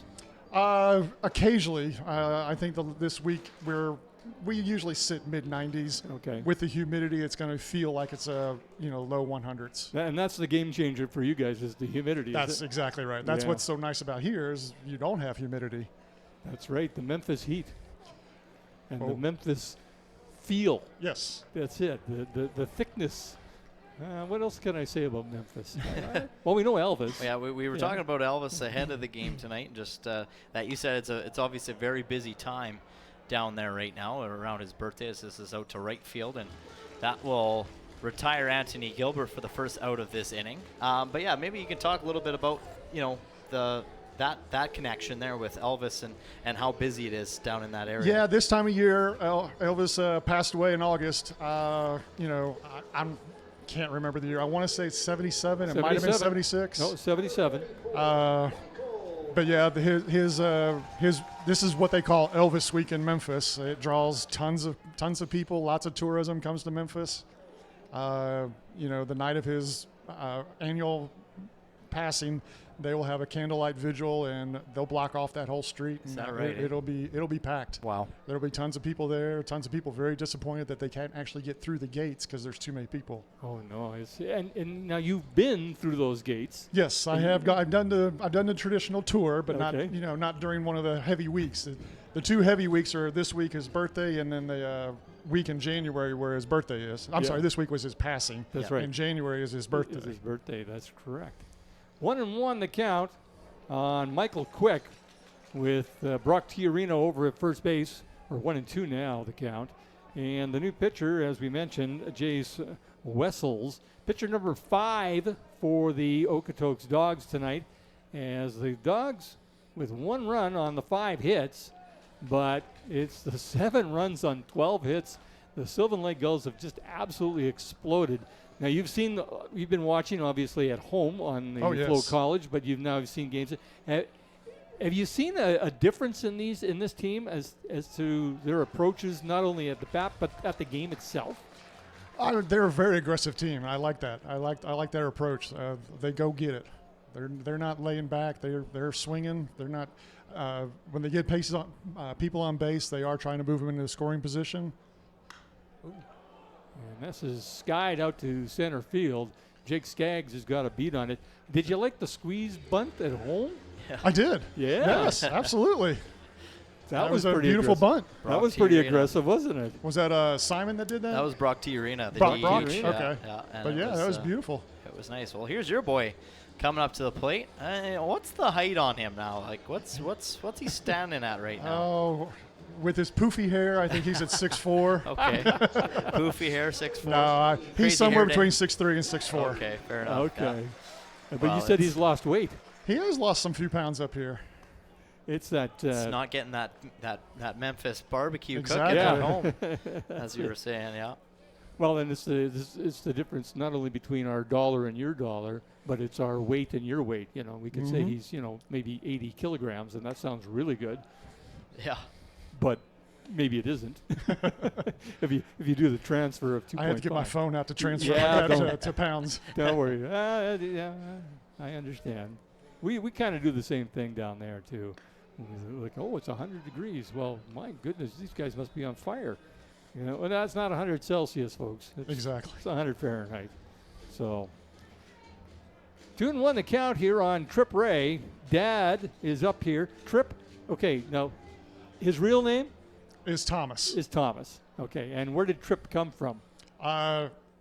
Just because he's the third try, Trey Ray was a beating waiting to happen in grammar school or high school, so Trey was out the window. So Trip it was. I grew up as a junior, so I'm a junior, so he's the third. Okay. Yeah, I like it. As I grew up, oh my. Well, that was a called third strike on Trip Ray with Dad watching, and Dad, was that a strike? As I grew up, though, it was always a battle. The mom calling from the other room, Tom, come in here, and it was like, well, who are you talking to, your husband or your son? Yeah. And I was like, well, I'm not going to have that confusion. So. And they're going to announce Trip's birthday, I believe, during this break. So maybe we'll hang in there, Calvin. Is that okay, buddy? Okay, we got the okay to hang in there. Sure. Let's hand it, over to our PA announcer. I know there's some parents and some billet families from out of town, some fans from the Okotoks Dawgs. Our out-of-town groups and special occasions are brought to you by the launch at Sylvan Lake. They're on the bird board right now. Have a gander up there and help me wish a congratulations to two love gulls that just got engaged, Rachel Rossing and Hayden Schetzel. Rachel and Hayden, congratulations, all our best. Happy birthday announcements tonight brought to you by the launch in Sylvan Lake. Happy birthday, Morgan McDonald. Happy birthday, Brian McTaggart. Happy birthday, Corbin Goddard. And happy birthday to number 13, Trip Ray. Got a little head happy head birthday, movement Trip. there on that one, yeah. Nothing like playing ball on your birthday in August. Like well done, shout kid. out while you're at the game. That's awesome stuff there. And and too, the announcement to start all those announcements. Hayden Schetzel, the son of owner Graham and Jen Schetzel, just proposed to his girlfriend Oh, wow. over, I believe, over the weekend. So that was Awesome. what that congratulations was about. So Well, good good luck stuff. to them. It's all good vibes here at the ballpark. Everybody's celebrating. Everybody's having a good time. Talk about this crowd. You're probably down there and you're kind of soaking it all in. Is it quite the buzz down there right now? Oh yeah. Yeah. I mean, these people are into it. You guys might, have quite a time if we pull it off today. There's going to be a party. There could be a party in Sylvan Lake on a Monday night. you know? Absolutely. And you're here for it. Yeah. I'm here for it. You're here for all of it, really. Yeah. Yeah, you can take your son out for a drink because he's legal here in our country. He is. There you go. He was a little anxious about that. The countdown was on. Get to go where I can legally have one. Yeah. Oh, that's good. That That's is good. I know there's quite a few we've talked over the years with some of these guys and where they've come from, and yeah, I mean 19-year-old guys and 20s, they're pretty excited to get here because they're happy to explore Sylvan Lake because it's like I can have a legal drink. It's Yep. awesome. It's all new territory for them. And it's grounded down to Jaden Flores over at second. He flips it over to Bryce Turner, and they retire Jake Skaggs here in the top of the 5th inning. Now you asked earlier the field and the Yeah. facilities you guys got here. This is gorgeous. Yeah. This is absolutely beautiful. This is as good as it gets, in my opinion. I mean, this is a lot like what his high school field was. It had turf infield and a natural outfield. The college he plays for is all turf, even the outfield. Oh wow. So That'd be interesting. It makes for some extra bases because you get one in the gap, it hits that turf and it skips and runs. It bounces, yeah. Whereas here you got grass and the grass will knock it down. It absorbs a it a little bit more for sure. Yeah. So has Tripp always played baseball, or has he had other sports? Because he's tall enough to be a basketball player. Yeah, he did a stint of basketball and up until he was a junior in high school. Okay. And then that was the last year of high school basketball for him. Okay. And then he played football until he was in 8th grade. And that's ripped out into left field there by Ricardo Sanchez, who has always been a thorn in the side of the Sylvan Lake Gulls. Year after year, he's come up with big hit after big hit, and he is an all-star for a reason, this young man. Not only with his glove, but with his legs and his bat as well. So, but you're probably getting used to seeing some of these guys. If you're watching, Yes. obviously, Tripp, you're seeing some of the tendencies. Have you picked up on anything?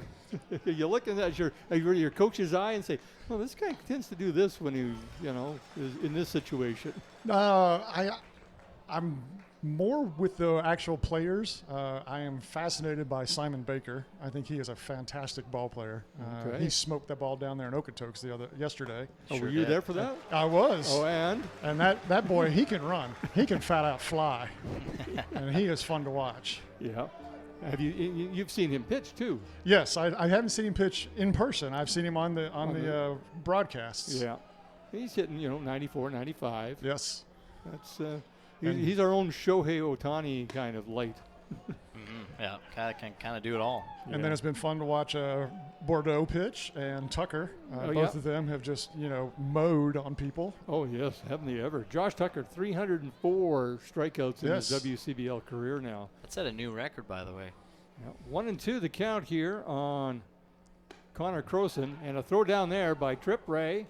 And keeping Sanchez honest over there. And Ty over there at shortstop is pretty smooth and a lot of athleticism. Isn't he, though? Flashes that glove well. And his bat His control. bat, he's very good. He can play small ball, and he's still a threat to hit the long ball as well. That's right. When he pulls it down the right field line, and a called third strike there on Connor Croson. As Leroy Tavares. Now, what do you think of Leroy's? He is just brimming with confidence, this young man. He had a little bit of what I thought was a tad shaky first inning, but he's kind of settled in now. Yeah, he's just in a groove. Let's ride it.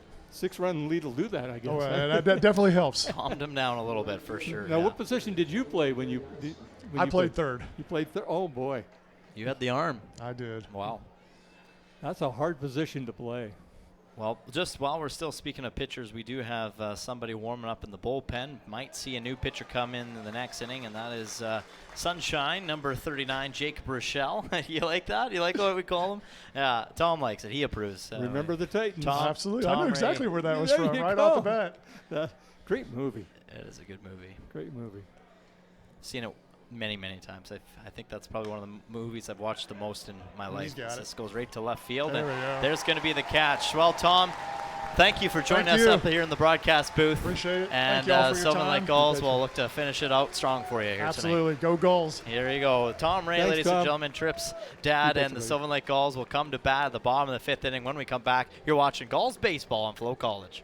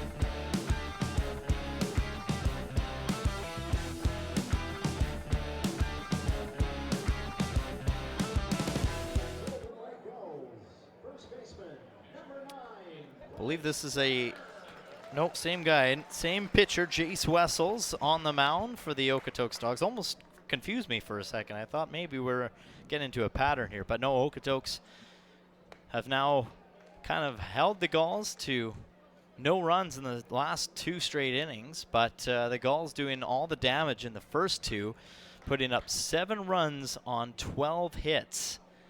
Okotoks with just the 1 run, so that's where we stand right now as we're in the bottom of 5. Jace Wessels coming in with a couple off-speed pitches that has Turner out in front. And again, want to just thank you for tuning in to Gulls Baseball on FloCollege, brought to you by visitsylvanlake.ca. Want to thank our guest that just joined us up here in the broadcast booth. In case you missed it, Tripp Ray's father, Tom. An absolute beauty in my books now after, what he has provided us here tonight. Not only the knowledge, but the gifts as well. And just absolutely spoiling us up here. So thank you. And there's a strikeout on Bryce Turner as he goes down looking. That's back-to-back strikeouts for Jace Wassels, by the way. He struck out Tripp Ray to end the 4th inning, and it starts things off here in the 5th by striking out Bryce Turner. That'll bring up Simon Baker, who Tom Ray says, I really like this guy. Quite fond of, yeah. Yeah. And you can see why. I mean, this young man is very personable. He's got the skills. He's got all the tools. We've seen his arm from the pitcher's mound, but we've also seen his arm from right field. And it's strong. And he covers a lot of territory with those long legs. And he tried to hold back on that one, but that caught the inside corner anyway. And he's down 0-2. Well, so far, Jace Wessels doing a pretty good job of freezing these batters right now. Because before it was kind of just a hitting parade. Yep. Well, he might do the first thing that the first time tonight is go 2 innings for a Dawgs pitcher. Ooh, that was a little close. Yeah. Nash Crowell, I'm not sure he realized how fast Simon Baker can run, as he just kind of really took his time. And this is a lot closer than it probably should have been. And Simon Baker sees, oh, wait a minute, I might be able to. And then, so that was close, but it's still an out. And that's the second out of the inning. And Kyle Lewis steps in. And he's down 0-1 on Jace Wessels. Takes a big cut at that first pitch, 86 miles per hour. Probably one of the faster pitches that Wessels will throw. He's kind of a little bit more of an off-speed kind of guy, and that one comes in at 80. And takes a little stumble on the mound. I think he caught his foot on the rubber or on his lace. Yeah, I'm going to tie up my shoe here, make sure that lace doesn't get in the way. And he's not going to get bugged by this at all by any of his teammates. Of course we have it on. Yep. Oh, a little, whoa. Whoops. My own foot got me there. Yeah. Tripped himself a little bit. You know, he's having a laugh and keeping it light. Yeah, and the fans are giving him the hand. Ah, way to go, way to get back up. Yeah. 1-1 the count here on Kyle Lewis. And now this is where you really test the mental game of a pitcher's mind after something like that. How do you compose yourself again and get ready to throw another pitch? You know, and that's why pitchers are so good mentally, because you have to have a strong mental game to be able to be a pitcher, and that is pulled on hard down the left field. In fact, so far left that it's well over the field. It's passed behind the bullpen, and that goes foul. So to the parking lot. The Gulls cannot let up on this, though. You open this door, and guess what? Dawgs will come running in. They will. And you just cannot take your foot off the gas. No, and this is where they've done a really good job this season, is relying on the relievers. You know, relievers have come in. They've done a good job of keeping the door shut, but you also don't want to rely all on your defense to now carry out the remainder of this game. You want to keep adding runs. You want to keep adding that cushion. And, you know, Kyle Lewis with a good eye there to get on base keeps this inning alive for Sylvan Lake with the 2 outs. And you know what else has been happening here tonight is that the defense has been playing quite well. The pitching, like Tom Tripp's dad, Tom Ray just said, he said Leroy had a little bit of a shaky start, but he settled right down, got himself out of jams. As Tai Yukamoto swings at the first pitch, and he sends this right to right center, and Jake Skaggs is there to make the catch and record the 3rd out. So we are through 5 complete, folks, and it's 7-1 Sylvan Lake over the Okotoks Dawgs, headed to the 6th.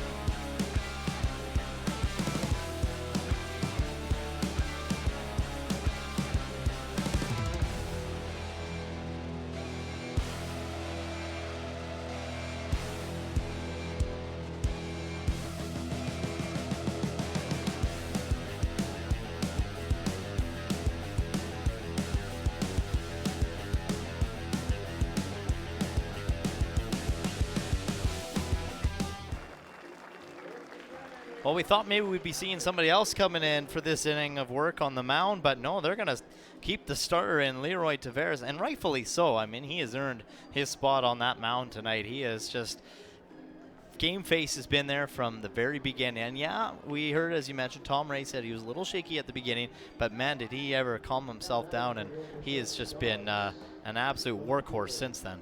1 run, 6 hits, 5 complete innings of work, and a handful of strikeouts. So Leroy Tavares has, as you said, settled right down and he's feeling it now. Yeah, and he's I still think throwing. You know what? He's probably thinking something. Go over to pitching coach Matt Hape and said, "If you want to pull me out, you better call the RCMP, because that's the only way you're getting me off this mount." Yep. Because he's a gamer. He is a competitor, and he is a gamer, and he really, really likes to win. And he says, "I can help you guys," and he's doing it. He's delivering like he said he would. 0-2 the count here. And he went around, and they're going to call that on Zane Scansey as another strikeout for Leroy Tavares. As, well, Leroy's being Leroy. LT's in the house. Yep, and he knows it right away. Just walks off the mound. Okay. I love him when he does that. Yep. He throws the pitch and kind of just turns his back on the batter and says, "Yeah, try and hit that." You know, I mean, is he unhittable? No, but he feels like it is. And boy, when you have that kind of confidence, Yeah, no doubt. it's hard to get out of a guy. You know, it's not going to leave him. Nash Crowell steps in. He's 1 for 2 on the night, a strikeout and a single back in the 4th inning. And somebody started the slow clap, and you know, it's only 1 strike. Oh, now it's still 1 strike, and there's only 1 out. So hold on, folks. You'll get your chance to do the slow clap. 1-1 count on Nash Crowell. He fouls this back. 92 on the gun for Leroy. He's got it up to 95. But most of all tonight, he has been around the plate.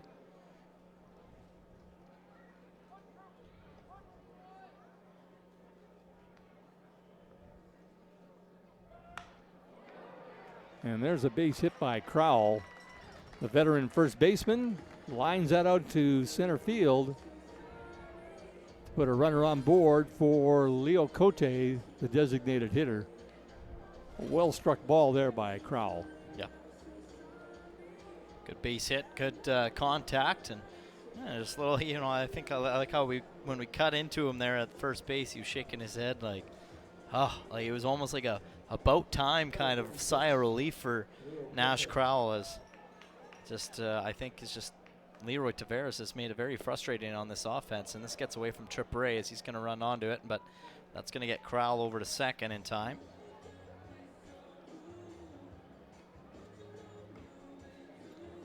So, you know, we had some pause in the bullpen for a moment, but now we got that pause back on resume, and that is Jacob Rochelle loosening up again. So I think we're starting to slowly see the end of the night come for Leroy Tavares. Yep. They decided to go in for 1 more inning with him to see if he can handle another inning. And you know what? First batter strikes out. And he's doing still quite well. He's still throwing in the 90s. Still got a lot of juice in the tank. And he's only given up 1 walk tonight as well. Yeah, and that's huge. That is huge. No free passes. Not giving any passes up, no. Yeah. 1 error, and that came back in that first inning.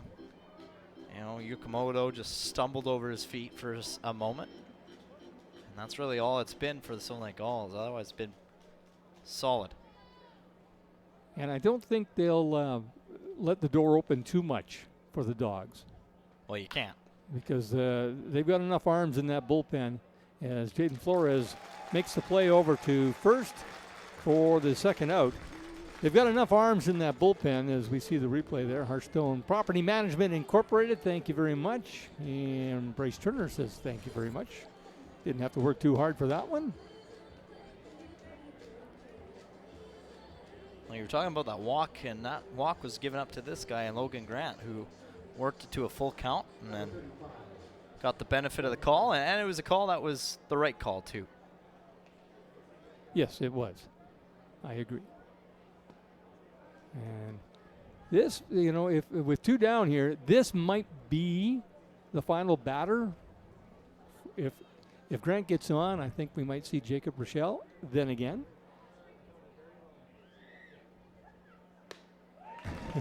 Leroy must have heard me. He said, "Jim, be quiet. Yeah. I'm not done yet." Yeah. Yeah. What do you know? He's probably like, I'm going to sit down when this inning's done is where I'm going to I'll go. sit down when I'm ready to sit down. Exactly. It ain't over till it's over, though, as Yogi Berra magically said once upon a time. And that's going to drop in front of Kyle Lewis out in center field and drive in run number 2 for the Okotoks Dawgs as Logan Grant gets himself a base hit and an RBI. And as we mentioned, the Dawgs aren't done until it's the last out in the top of the 9th inning. They will still fight. Abe's giving him the chance here. I just saw the body language in it. He's got Aiden Rose, and that's probably it. If he doesn't get Aiden Rose, well, then again, I think so. I would agree with that. I think if you 2 runners on base, you'd want to stop, and you're at 94 pitches as well. And this has popped up, so this will be exactly what Tavares needs and wants. And how about that? Jaden Flores will make the catch. The Dawgs do score 1 run, but how about a night for that man right there, Leroy Tavares, walking out on his own will, happy as can be, giving the Gulls the start that they needed, and nothing but high fives, and I'm sure a handshake coming too here at the end of this one. We'll be back with more baseball when we come back.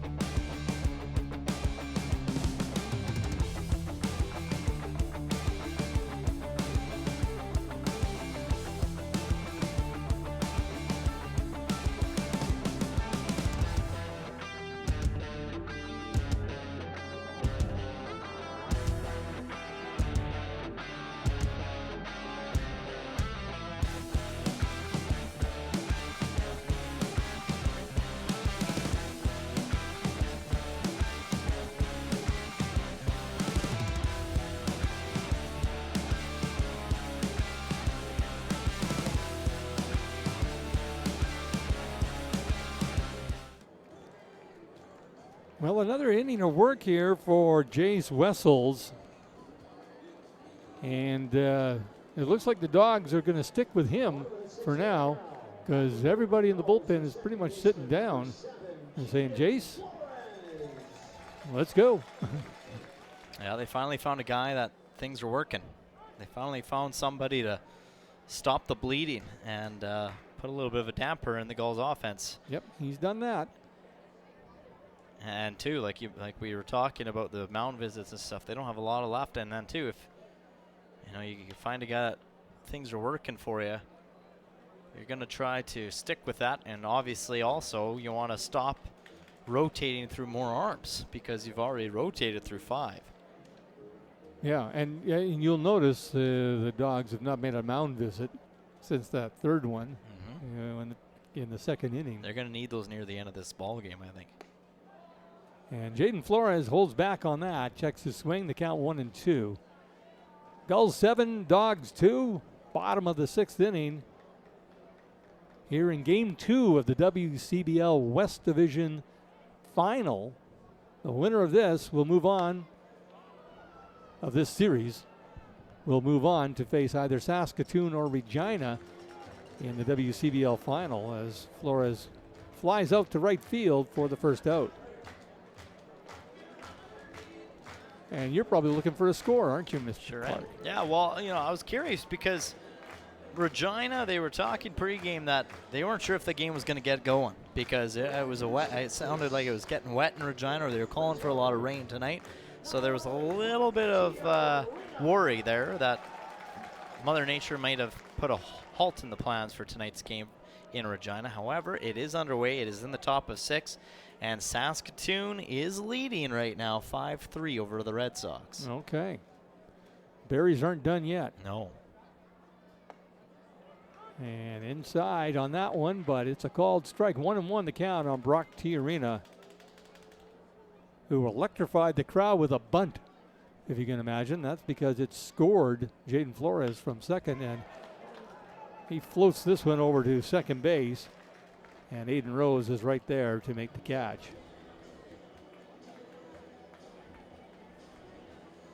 So this arm of this pitcher is doing some wonders right now. I mean, he might not necessarily always be getting strikeouts, even though he's been doing a pretty good job of that too. He's got 3 already on the night, but when he's pitching, he's creating a lot of pop-ups now. The Gulls batters are cutting underneath. And this is another pop-up into deep center field. This has a chance all the way off the top of the wall. He's got himself a triple, though. Uh-oh. He thought that was gone. It sounded like it was not far off. Almost an incredible catch and play at center field. Jake Skaggs went all the way up for it. He climbed this thing, and it went. He saved a home run. I think he went right off the tip of his glove, and it stayed in the park. Otherwise, that probably went over if he didn't get his glove on that. So that is a heck of a play, regardless, by Jake Skaggs out at center field, but a great at-bat for Anthony Gilbert. Wow. He hits the ball hard, does Anthony Gilbert. Ever. As he strode into third, you could just kind of see the little smile on his face, like, I wonder if I would have ran harder if it could have been an inside the park home run, which I don't think we've seen, have we? In 5 years? Ever? I don't think I don't know. I don't recall one. I don't think I have seen one. No. Well, we've got a runner on third now, Michael Quick, who's got a couple of RBIs on the night. And he fans on that one.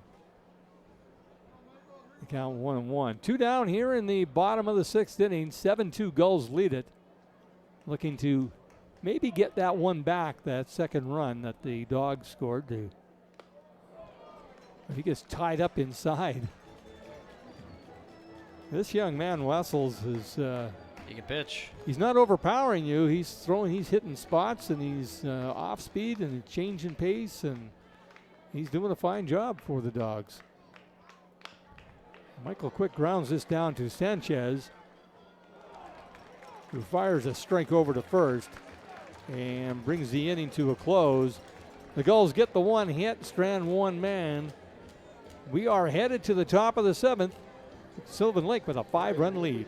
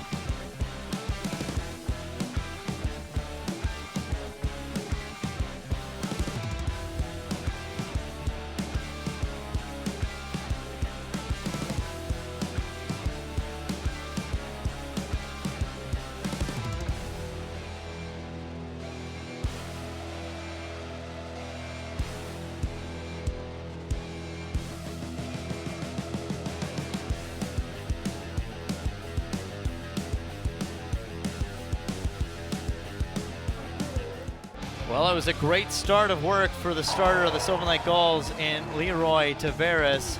He made an incredible play early on, just a double play that kind of settled the nerves, I think, of the Sylvan Lake Gulls, and then from there, he went to work. 6 Ks on the fence for Mr. Tavares himself. He had a couple guys looking, and he made sure that he overpowered them first if they were going to swing on one. So that will then bring out a new pitcher on the mound for the Sylvan Lake Gulls, and that is who we like to call Jacob Sunshine Rochelle on the mound from California. San Marcos, California. You That's betcha. it.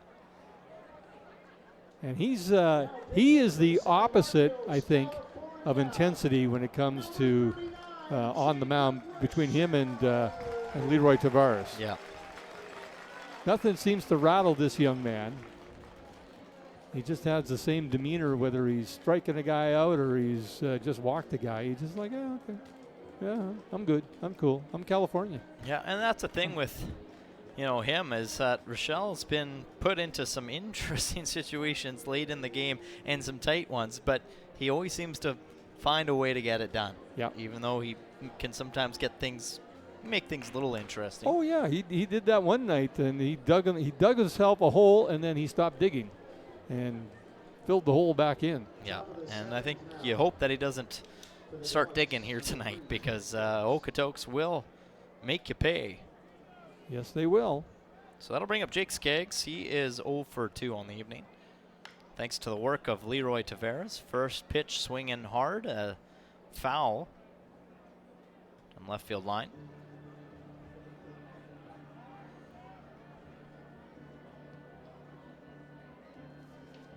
Northwest Nazarene University for Mr. Jacob Rochelle, where he goes to school. And that's been kind of another thing, too, that I've noticed this year. Yeah, the Sylvan Lake Gulls have lost some guys to go back to the States and play college and university, but so far, the main core has been able to stick around, and that's, I think, huge. It's the continuity that I think near the end of the year, if teams are fortunate enough to have guys that can still stick around, those are the teams that win. And Okotoks usually has enough guys to stick around. Yeah. Enough of their starters. I mean, that lineup of theirs tonight, that they're all 3 or 4 year players, if not more. Yep, and they're their best players.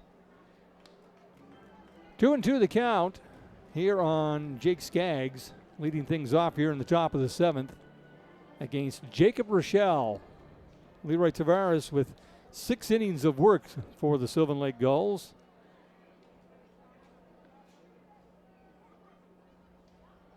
And inside on Skaggs, he fouls it off. 2 runs on 8 hits, and he struck out 6 Dawgs tonight. And that's a pretty good night work. I would say so. Yeah, 100%.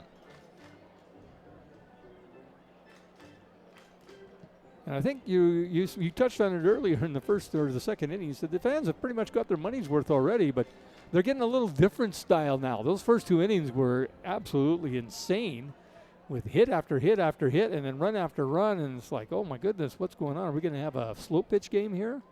And then it turned into a defensive pitching battle, and Anthony Gilbert with a scoop over at third and a strike over at first. Oh my goodness. That's why Trip Ray's dad, Tom, up here said, oh, that's an athletic play, because he played third base. He knows what these young guys can do, and that is an excellent play there by Anthony Gilbert. Well, and you mentioned it earlier in the broadcast that ever since Anthony Gilbert has come over to the Sylvan Lake Gulls, he was that final piece of the puzzle to just finish this team this season as far as defensively work and offensive work. And, because we saw it at the beginning of the year, the Sylvan Lake Gulls, they were struggling a little bit with some of the infield, some of the plays.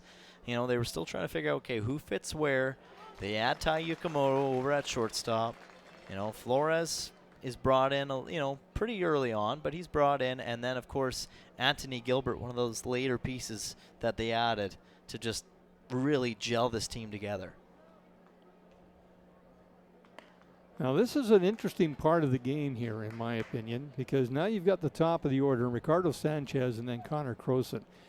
If the Gulls can get out of this without giving anything up, then they go into the 8th and 9th innings facing, not exactly, the meat of the order, but not in a dangerous situation, meat of the order kind of thing. So this is an important at-bat right now for the Dawgs to try and get something going, and for the Gulls to stop any kind of momentum on the right-hand side of the diamond there. Yeah, I would say so, absolutely. Especially, 3 innings. You're looking at it now, okay, that's 9 outs with 3 innings, and you got an 8 now, obviously, here at the top of 7, but that's what you got to look at.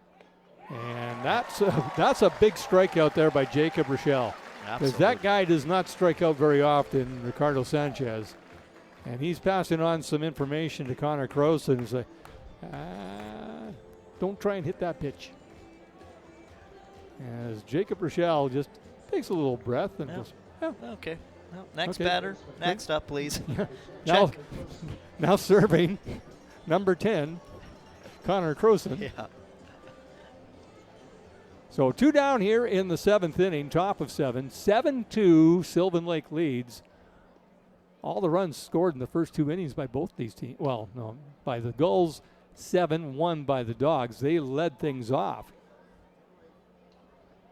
with Connor Croson doing the damage with a single, and then Barry Eisman driving in the next run. And then that was it until just this last inning. So, and that's grounded down to Tai Yukamoto, who scoops it up clean and throws over to first.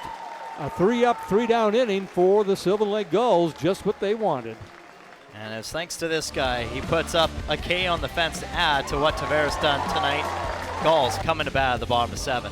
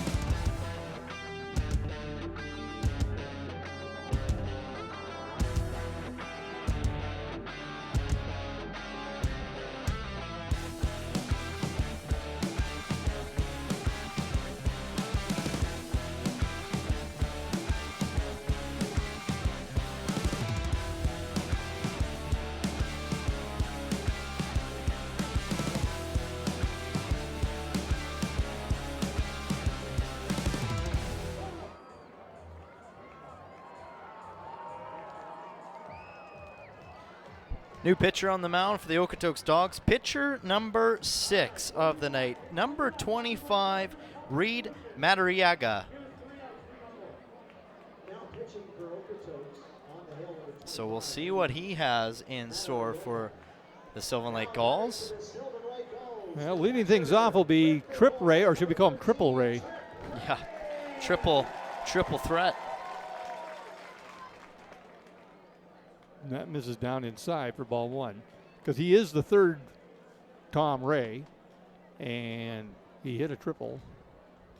It all adds up. It does. The math never lies. The name fits well there you for go. him on a night like tonight. 1-1 the count here on Trip Ray, facing Reed Madariaga. He can throw. He's got a good live arm. He comes inside at 92. Count 2-1 on Ray. Bryce Turner, then Simon Baker in the lineup.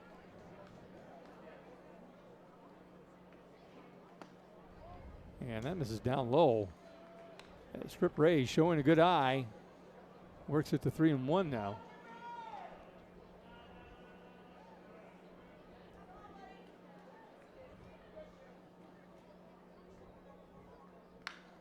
And a base hit for the birthday boy. Number 2 on the night for Trip Ray. As he's showing Dad, you don't have to worry about the bats. This one's working just fine. I mean, that was a great stab for the shortstop Ricardo Sanchez. He really laid everything out for it, but just out of the reach of him, and that's what you like to see to start things off in this inning. The bats have been a little bit quiet now for the last few innings. Gulls needing to just try to find a way to pick it back up. Bryce Turner with a 1-for-3 night. He had a single back in the second and popped up to the the second baseman and struck out back in the 5th. I can't tell you what pitcher he struck out against. I know who it wasn't. Well, 1-1 the count on the Gulls' first baseman tonight, with Trip Ray, the runner, over at first. And that's high and inside. And Trip Ray just got caught by Logan Grant. The catcher caught the catcher. Wow. Well, we've seen that play tried a few times. Never has it been caught by the Gulls yet, or caught the Gulls yet, but this time it does. And Trip Ray just caught sleeping. Yeah, Dad'll have a word for him, I'm sure. Or maybe not, I don't know.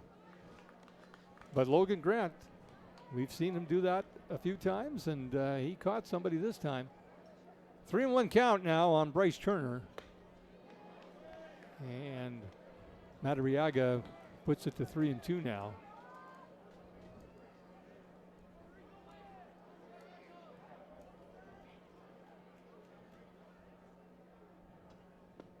And he comes back and strikes out Bryce Turner for the second out. Well, I'm just going to say this. Remember that play from Logan Grant right now. Remember that play, because that could have been just what the Dawgs needed to just quickly snip off that little bit of pickup from momentum from the Sylvan Lake Gulls that they were trying to regain in this ball game. Well, Simon Baker took a good rip at that one. And this pitcher in Madariaga does not waste time, does he? He is a wind and dine kind of guy. He's ready to go. Yeah. Wind up and fire. In fact, I remember him from a game here a little while back, and he came in and just shut the door.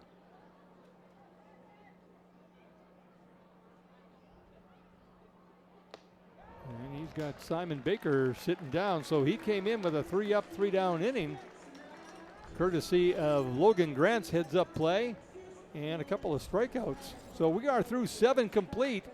7-2, Sylvan Lake leads it, and Okotoks is coming to bat.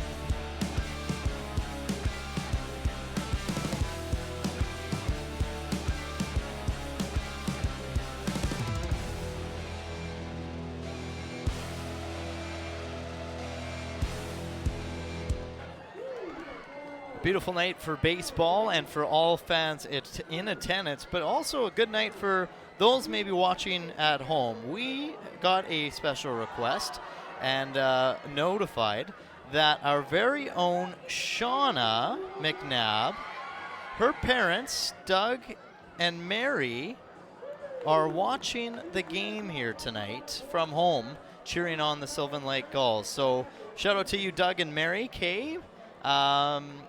Love that you're watching. We hope you're enjoying it as much as we are calling it here live from the field, and hopefully we see you back here at Gulls Field sooner than later. Thank you very much. And we got a substitution as well from Aiden Macaris over at first base our now guy in the for truck. Bryce Turner.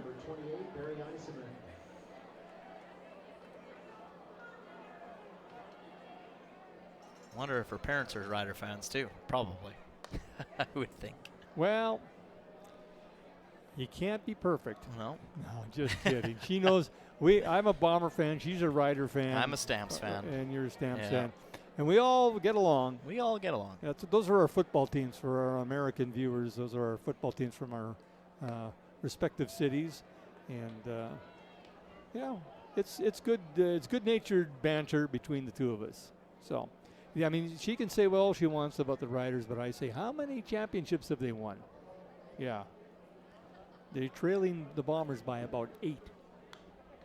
So, that usually ends the argument or the debate. That's fair. That's fair. Beautiful sky there. Look at that shot. Yeah, that is absolutely gorgeous. As I mentioned, just a beautiful night all around for those here at the ballpark. But I'm sure it's nice to watch from home too, especially when you got an insane, incredible production that is put out from our incredible behind-the-scenes team here at Sylvan Lake Gulls Baseball. Green Onion Media, kudos to you guys. You do a terrific job every single season, all year round, and they deserve a big round of applause. A tip to the cap as well for those guys. Absolutely.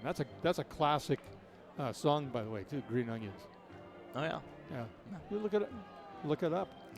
I might not ever want to look it up. That could be their theme song. You'll know it. If you ever watched American Graffiti, you'll know that song. And this is grounded down to Yukamoto at short and solid after a little bit of a blip on the radar by Yukamoto with an error in the first inning, the first ball he handled actually, and he has just been gold over at short. Sure has. He had to be a little careful of not running into second base there with his foot plant, but did a good job of making the throw, and a good first play there too by Aiden Macris, getting himself into the game and having to make the first play. So Jacob Rochelle will face Zane Scansey. And this is inside with the first pitch. Scansey he's 2 for 3 on the night. Well, no, 1 for 2. He got on an error. This was the error that I talked about, Yukamoto, on a ground ball that he just kind of, the turf monster got him. So 1-1 the count now. Zane Scansey and then Nash Crowell is on deck. As the Dawgs are fighting for their lives right now, their playoff lives. And the Sylvan Lake Gulls have other ideas as they're trying their best to protect the 5-run lead here.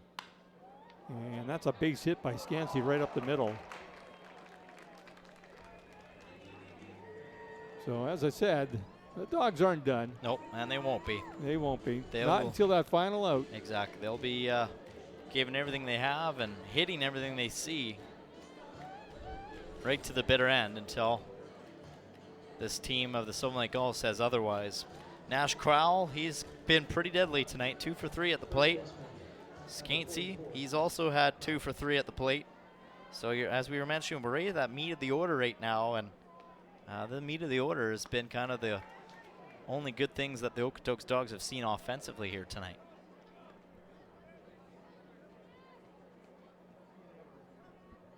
So you got the 5, 6, 7, 8, 9 batters is what they're going to be facing over this next inning and a bit.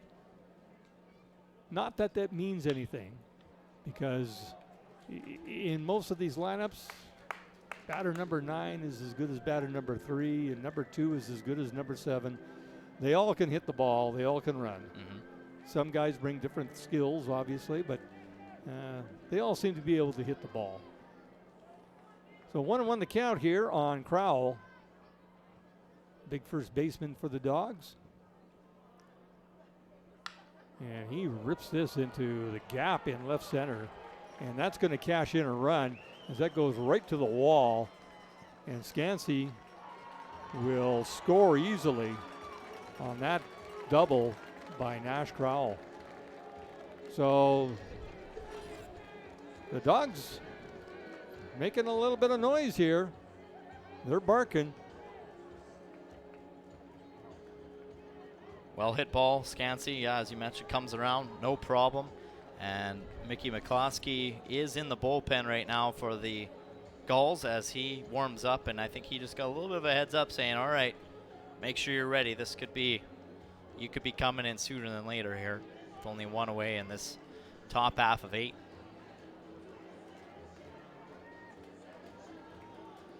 Yeah, they're not going to leave. Going to leave anybody in the lineup are sitting there on the sidelines and go, okay, we're good, you know. No, we'll just ride you out. No, they're going to make a change when they want to make a change. And Matt Hape, is going to the mound and puts his hand out, and that is the end of the night for Jacob Rochelle. He gets a hand from the crowd. And his teammates will greet him as he comes to the dugout. And that'll bring in the very animated and very energetic Mickey McClaskey. So we'll make that pitching change and come back with more of the 8th inning. 7-3, Gulls lead it.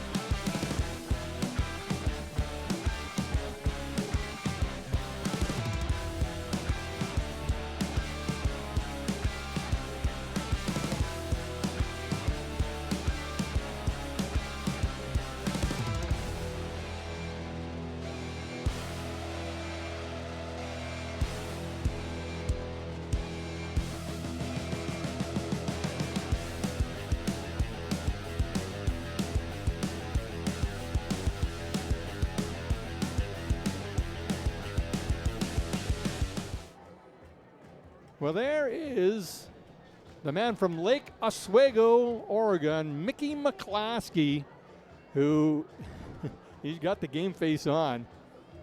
Not sure now, did he like the Hey Mickey Not song? sure if he did or not. I kind of saw a head shake on the mound. Not sure if that's a good head shake or a bad head shake, but anyways, regardless, he wants this game, and you know why. You were talking to him in the hallway. Yeah, he really wanted to get in tonight.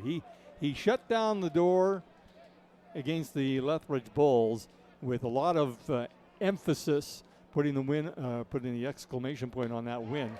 And 96 miles per hour on his first pitch here to Leo Cote, the designated hitter. And I said, what about tonight? He goes, I so want to get in. They've got to call my number. I need to get in. And I said, well, we'll see. And now we're going to see.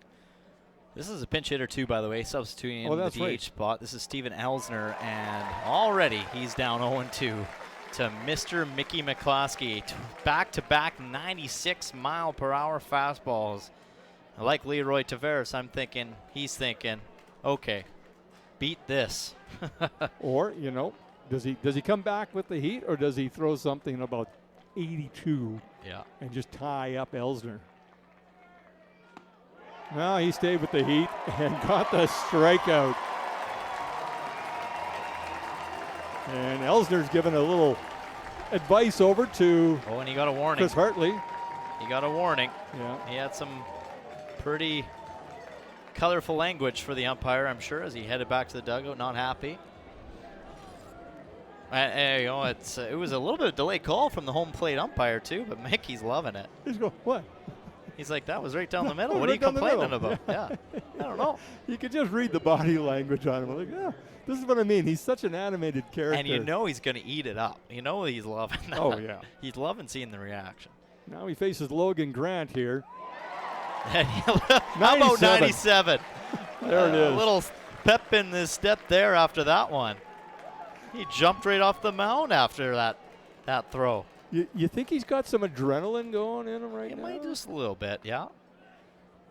That's the fastest I think we've seen on the gun this year. Well, and Logan Grant, just gets it over the head of Anthony Gilbert. And that's going to score another run, folks, as Nash Crowell rounds third and heads for home on a base hit there by Logan Grant, his second RBI of the night.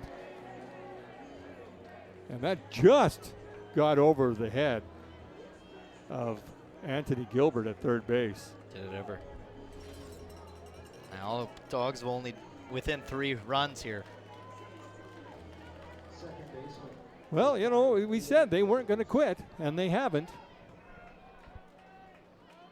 The sun has set here in Sylvan Lake, but it hasn't set on the Dawgs yet, as Mickey McClaskey is trying to shut the door here and limit the Dawgs to just the 2 runs here in this inning.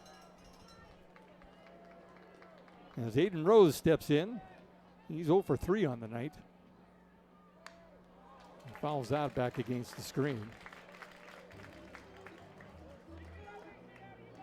So we wouldn't expect anything less from Okotoks, by the way. They are a game bunch. And we know how much they don't like to lose and how much they do like to win. And this rivalry between them and Sylvan Lake, although it might be a little one-sided on the playoff side of things, it's still intense no matter what it is. No matter what inning it is, what the score is, it's still intense. It sure is, yeah. 2-1 the count on Aiden Rose. And that is fouled right over top of us.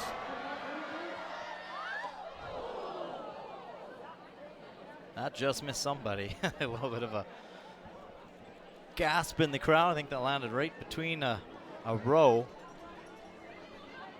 One lady in particular, I don't think saw it. She just was covering her head, and it didn't miss her head by much. Well, that was up there a long time. That would have hurt. Yeah.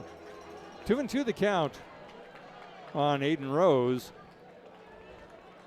McClaskey looking to bring this inning to a close and keep the damage at 2.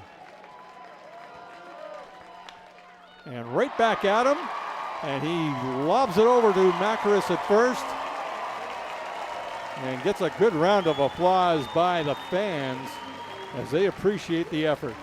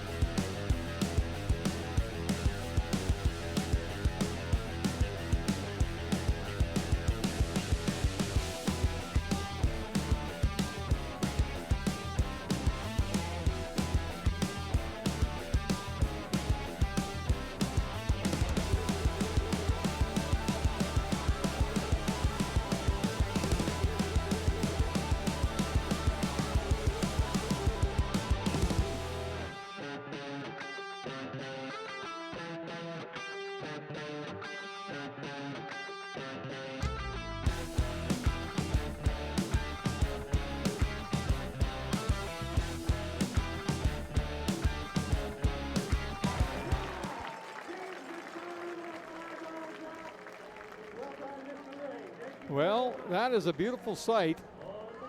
And the only way it'd be nicer if this was the bottom of the 9th inning and the Gulls didn't need the bat. Exactly. I mean, in their opinion. But yep. You got to play them all. That's the nice thing about baseball. You can't take a knee. You can't run out the clock. You can't play defensive hockey. You got to let the other guys hit. And they come to bat in the top of the 9th. But the Gulls are batting here in the bottom of the 8th with a 7-4 lead, having not scored a run in the last 5 innings. Well, and here's the nice thing for Sylvan Lake. They're like the fate of their own destiny right now. they can give themselves a little bit more of a cushion with this inning. But if they don't, the nice thing for them is they have a 3-run lead, and then it's just 3 more outs that you need to worry about in this game. But I think if you're the Gulls staff, Gulls offense, Gulls ownership, anybody in this stadium, you want to see at least another run score. At least one or two. Just give your closer a little bit of breathing room. And also just not to be completely quiet for the rest of the night. But Lewis will go down watching that one go by. Or no, actually, so that brings it to full count. He thought it was ball 4 and it was strike 2. So he's got to reset here. Yeah. As Reed Madriga has been solid since he came in. Yeah. He's exactly what the doctor ordered for the Okotoks Dawgs. And it goes to show the depth in this Dawgs team. Yep. I mean, they had 3 or 4 pitchers, couldn't figure it out. Now Lewis will take his walk, and that's a great start to lead things off here, to come back to the top of the batting order in such a crucial time of the ball game here. But that just goes to show the depth this Dawgs team has. They went through 3 pitchers, 4 pitchers, couldn't figure anything out. Finally, by pitcher number 5, they were starting to see a little bit of a slowdown, a little bit of a stronger defense, and then they just, even the next 2 guys that they bring in, pitched really solid innings and kept the Gulls to no hits. Or to no runs, I should say. Oh, and there's an attempted bunt there by Tai Yukamoto. Just about nailed it. It went a little foul, and that's all it needed to do. It didn't come back into the play. As Kyle Lewis was taking off right away, and this is what the Gulls are trying to do. They're trying to manufacture that one more run. I think a 3-run lead is nice. 4-run lead is even nicer. 5 is way better. And they're going to try and get that base runner over to second, and they do, as Kyle Lewis moves over on the sacrifice bunt by Tai Yukamoto. Yeah, a good bunt. And Yukamoto's got the wheels, too. Of course, he wants to maybe bunt that a little bit softer to maybe even still be able to be safe at first. But the job's still done, and now you got a runner in scoring position, and Jaden Flores up to the bat.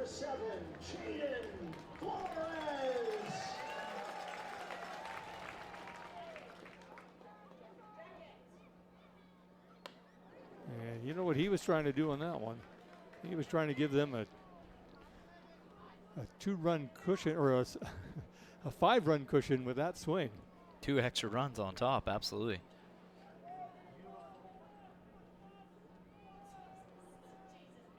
One would be good. So a base hit could score Kyle Lewis from second. Well, the nice thing about what 1 run does too is it just kind of changes a little bit of that momentum. You know what I mean? Especially when the bats haven't scored a run since the 2nd inning. You get one in the 8th, and you're like, okay. You know, it just gives a little bit of a different feel, different life to the rest of this ball game. And a called strike there on Flores. 1-2 the count now. 1 down here in the bottom of the 8th inning. Gulls with a 7-4 lead over the Okotoks Dawgs. Game 2 of the Western Canadian Baseball League Western Division Final.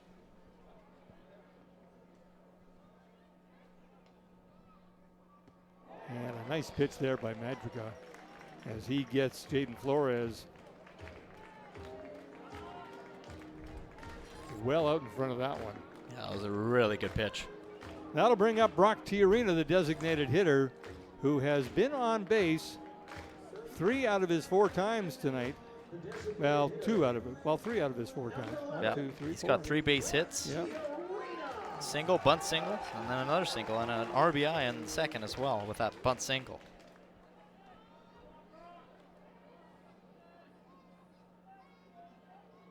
You need one here.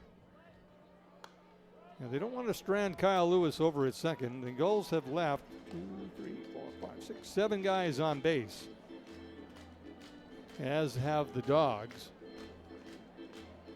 So cashing one more in would be fine, but what's going to be interesting is this top of the 9th inning, because Josh Tucker is warming up, and there's a base hit, and they're going to send him. Yep. Kyle Lewis is going to have him make a perfect throw, and he's in there. What hustle by Kyle Lewis. Wow. This place is just shaking right now. Well deserved. Great RBI by Brock T. Arena as well. That's what they needed. That was exactly what they needed right there. You know, a good hustle by Kyle Lewis. You know, that's just good faith by Wyatt McKnight, trusting that his base runner is very, very fast and strong, and that he could get there. That was some wheels of display right there on Kyle Lewis. And there's the importance of that play to get the base runner over to second. The sacrifice by Tai Yukamoto is key. And Wyatt McKnight, as we see him there on the screen there, waving him in, saying, look, we're going. Yep. You're going to score. Don't slow down. Don't stop at go, or do not pass go. Do not collect $200. You're going home, boy.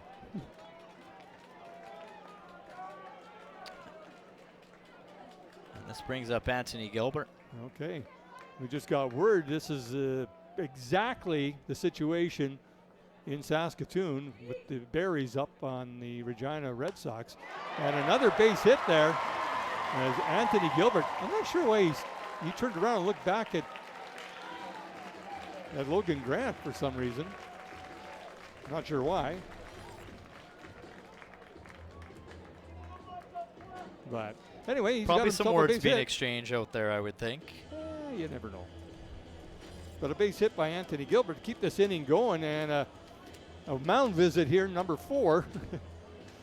So they still have a couple in the bank. Yeah, and that's absolutely incredible. We're, you know, going back to inning number 2. Yep. That this is only their 4th visit after being down 3 in just 2 innings. So they got the job done from the depth relievers in that pitching staff of the Okotoks Dawgs. It saved them to this point, but at the end of the day, still, it's maybe he got too big of a hole too early on, and it's going to make it tough. Well, that 6-run second inning, well, that's the difference right now. Yep. And then adding a run here is the insurance. And we'll see if they get one more, then I don't think we see Josh Tucker. And we're getting more of that. Number 20's warming up on the Dylan Mittner. Dylan Mittner, okay. So he may come in, as McClaskey maybe has got 1 inning in him, and that was it. Yeah. And Mittner's been warming up for a while. And Kai Rempel has also been warming up. So, yeah, it'll be interesting to see who they throw in. Who comes out? Door number 1, door number 2, or door number 3? Which one do you want? So 8-4 Gulls lead it, as there's Dylan Mittner.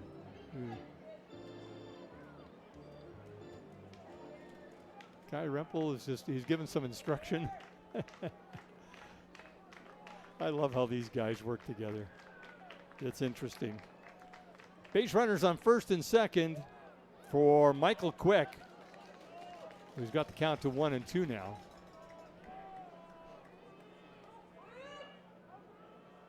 Now, I'm not sure how gutsy they'll be if base hit if they send Brock T. Arena towards home.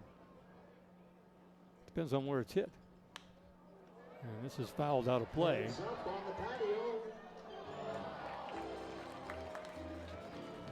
One fan tried to grab at it, just dropped it, couldn't quite hold on, and he's beating himself up. I missed it by that Yeah, much. he had it in his hands, just fell through.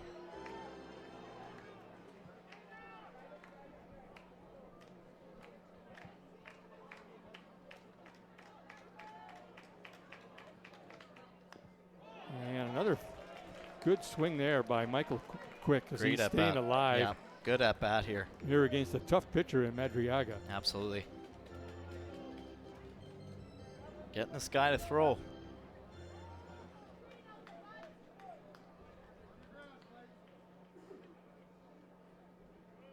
So 1-2 count with 2 down here in the bottom of the 8th inning.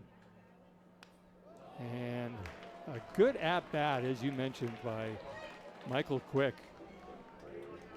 as he is just battling here with Madriaga, who's at 39 pitches, and I think this has been about 7.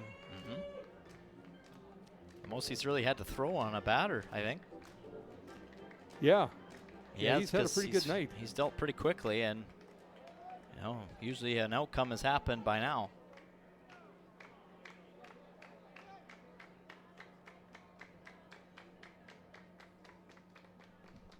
I don't know who's doing the Dawgs slow clap, fans. Okay. And that could be. Okay. Well, call over at first doesn't go the Gulls' way. And it was a good play by Aiden Rose to get a glove on that one and bring the inning to a close. But the Gulls get themselves one more run to pad that lead. 8-4 now as we head to the top of the 9th.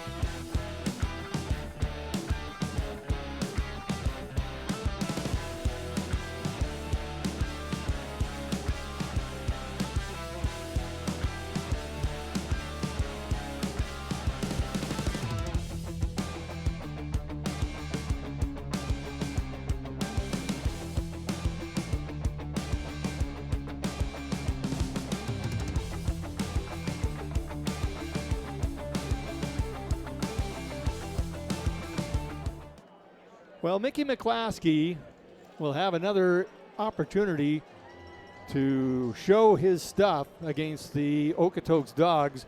And he's got the number 9 hitter, Jake Skaggs, leading off, and then the top of the order, Ricardo Sanchez and Connor Croson. No easy task. It's actually going to be Caden Williams in for Jake Skaggs coming in here, which, not surprised. Skaggs 0 for 3 on the night. Didn't have much luck. So Caden Williams, like I said, Dawgs looking to just throw anything and everything they can to stay alive. Well, the Gulls are 3 outs away from advancing to the WCBL championship round for the first time in their 5-year history. Mm-hmm. That's something to shoot for, and I think they're all aware of it. Looking to write their own story.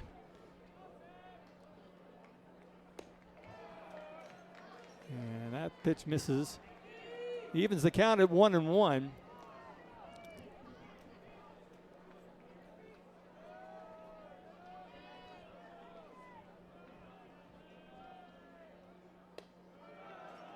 And McClaskey missing outside.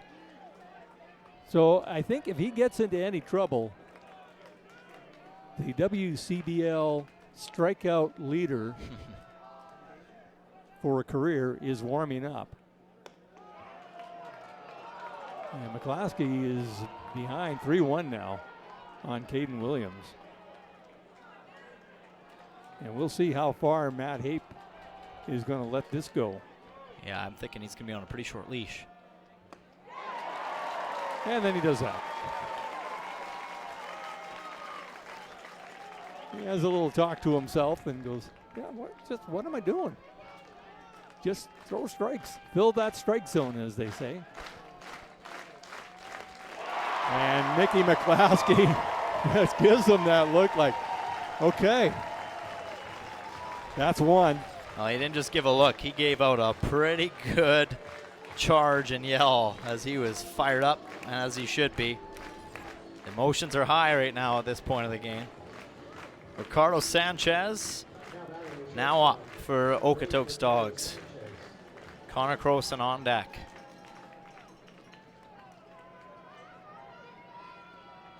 Well, they've kept Sanchez at bay most of the night. He's been on base once. And that was in the 5th inning. Flew out to right twice and struck out. So they've done a good job on keeping him off the bases, which is an important thing for the Dawgs to generate runs, is getting their 1 or 2 guys up there and getting them on base. So now McClaskey faced with the task of keeping that going, and he and Trip Ray will have a little conference here. What do we want to do here? Yeah, the birthday boy says, just let him eat cake. I see what he did there, yeah.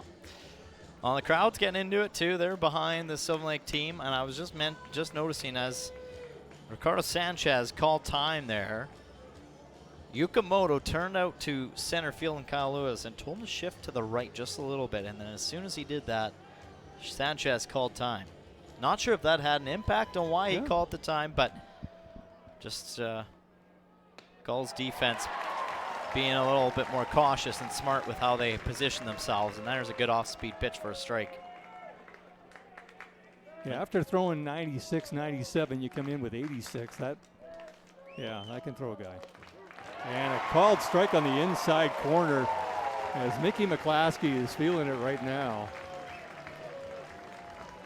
He's just got to make sure he doesn't go over top with the adrenaline. But 1-2 the count on Sanchez, who's always a tough out. Connor Croson on deck. Oh, he held that follow through a little extra, thinking maybe, just maybe. That's a good eye by Ricardo Sanchez not to swing at that. That's one of those ones that's so close to not swing at, you're just hoping that you're getting the call that you're hoping for. The 2-2 pitch down low for a ball. So Sanchez working it now to a full count against McClaskey. With 1 down, the Gulls with an 8-4 lead. Mickey McClaskey on the mound, looking to silence Ricardo Sanchez, and he gets the pop-up, and Jaden Flores and Aiden Macaris are both looking at this one. One of you is going to catch it, and that one is Jaden Flores. So the Okotoks Dawgs are down to their last out of the season, ladies and gentlemen. Yep. This is a big moment for the Sylvan Lake Gulls. This is massive. This is not only massive for the Gulls organization, this is massive for this community. This is massive for head coach Jason Chatwood. Massive for all the players that have gotten to this point in past seasons. In Matty Fung, Nick Veselinovic, Josh Tucker, Cleary Simpson, all those guys have been here. Kai Rempel, been here before.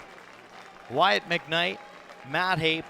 This is huge for everybody. And hardly anybody is sitting down, folks. As they should be. Everybody should be standing. And Look here at we this. go. Trip Ray on his birthday makes the play, and the Sylvan Lake Gulls have got the dog off their back. They are headed to the WCBL Championship Final with an 8-4 win over Okotoks Dawgs. Incredible stuff. The curse is broken. The story continues, and for the first time in franchise history, the Sylvan Lake Gulls head to the WCBL Championship. There will be a new WCBL champion this season. And a great game, great season by the Okotoks Dawgs. I mean, you got to give them credit. They didn't stop. They didn't lie down. They fought to the bitter end. Listen to this crowd.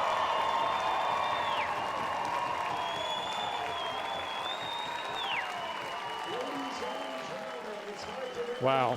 It just speaks soak for in the itself. moment, you know? I mean, absolutely. Just soak in the moment. The crowd is just electric right now. They know the importance of this as we see the handshake at home plate and some hugs and all sorts of stuff. I mean, Aiden Macaris leading the charge there as he used to play for the Dawgs. Yeah. And he knows a lot of these guys, and he knows how hard they can battle. And I'll tell you, this has just been an incredible run by the Sylvan Lake Gulls over the last 2 playoff rounds.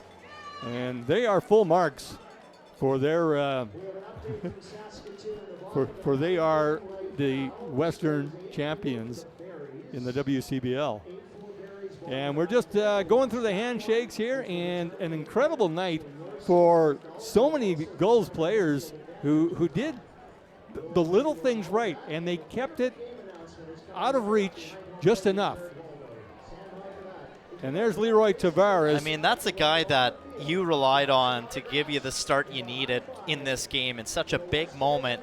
You know, in the back of these guys' minds, Sylvan Lake has yet to get past Okotoks at this point in the playoffs. And you have a chance for the second straight year to do it again, and this time they make no mistake. And these guys on the mound, I mean, Mickey McCloskey, talk about him coming in to close out such a big moment, because the Okotoks Dawgs, they were making everybody in this stadium nervous. Even with a 4-run lead, they were still pressing. Okotoks was pressing on the Sylvan Lake Gulls, and without Mickey McCloskey in the arms of these guys, you just don't know where this is going to go, because you know the Okotoks Dawgs, they rally and they find a way to come back when they need to, and you get guys like, you know, Tai Yukamoto over at shortstop. He had to make some really big plays. I mean, that first inning, you could tell the nerves were getting to him. He stumbled over his own feet. Bases got loaded. Dawgs scored the first run of the game. You were, okay, well, here we go. But then he settled into this game, and he got the job done. And fans have been waiting for this for 5 years, Jim. They're 5 years. And they're finally going to see their team play for the championship. Now, you know the job's not done. Trip Ray, I mean, what a good way to celebrate your birthday. And you get the night, like, you get the day off tomorrow. You await who the winner of the, you know, the Eastern Division final is. You get a couple days to prepare, and now you just get ready. The job's not done. Sylvan Lake, they want it. They want it for Coach Chatwood. They want it for those guys right there getting the handshakes in the lineup. And we're going to hand things down to our in-game host, Jared Wall, with our player of the game. Leroy Tavares.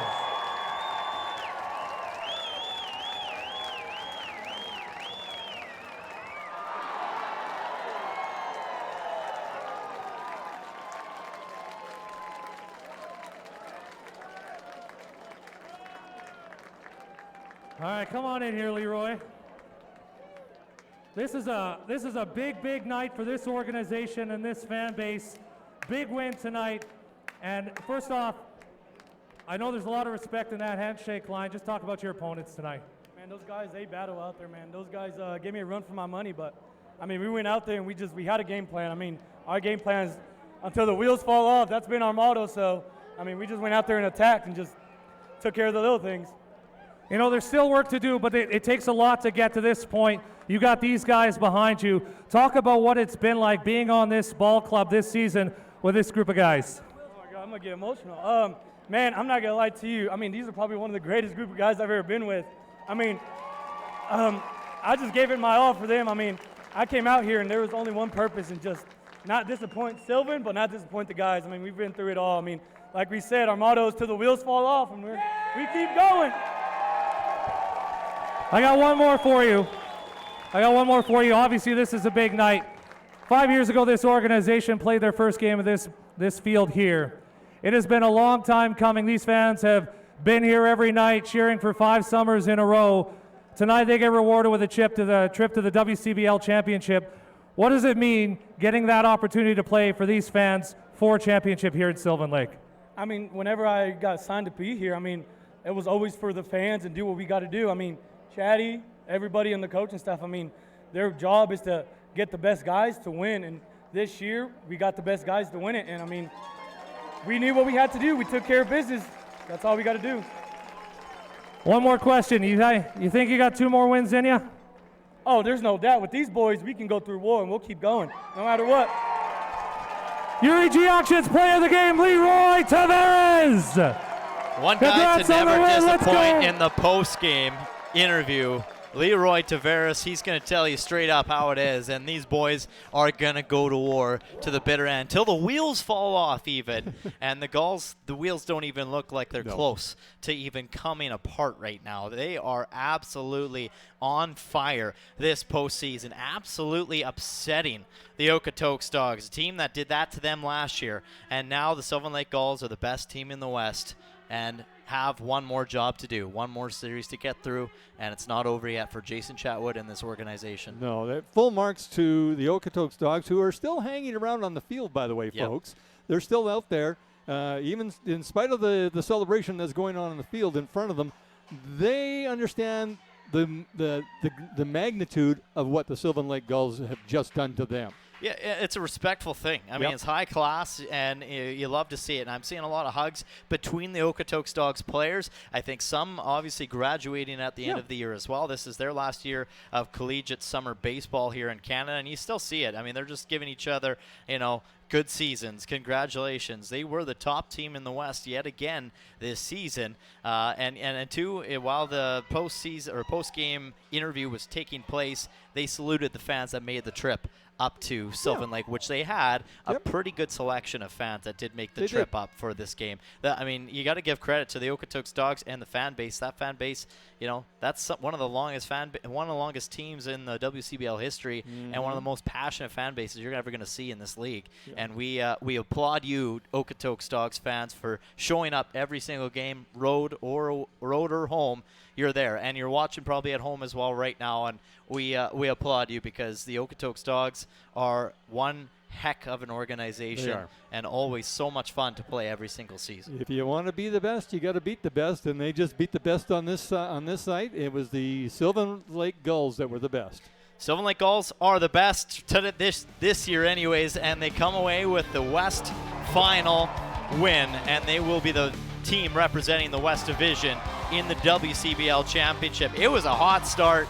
Double play got things going, and it was Leroy Tavares just not turning back after that. The bats were hot right at the beginning.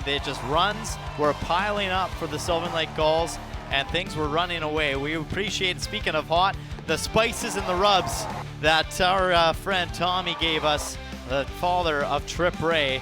And speaking of Trip, the pitcher tripping there in that play. But, some terrific work. The Okotoks Dawgs didn't go down without a fight, and they gave it their all to the bitter end. But at the end of the day, Mickey McClaskey and the Gulls shut things down. They will now await the victors of the East Division for the WCBL Championship. It's all celebration here in Sylvan Lake for now. But until next time, for Jim Cleggett, Calvin Bellows, and Green Onion Media, I'm Cale Clark with another Bird's Eye View. Good night.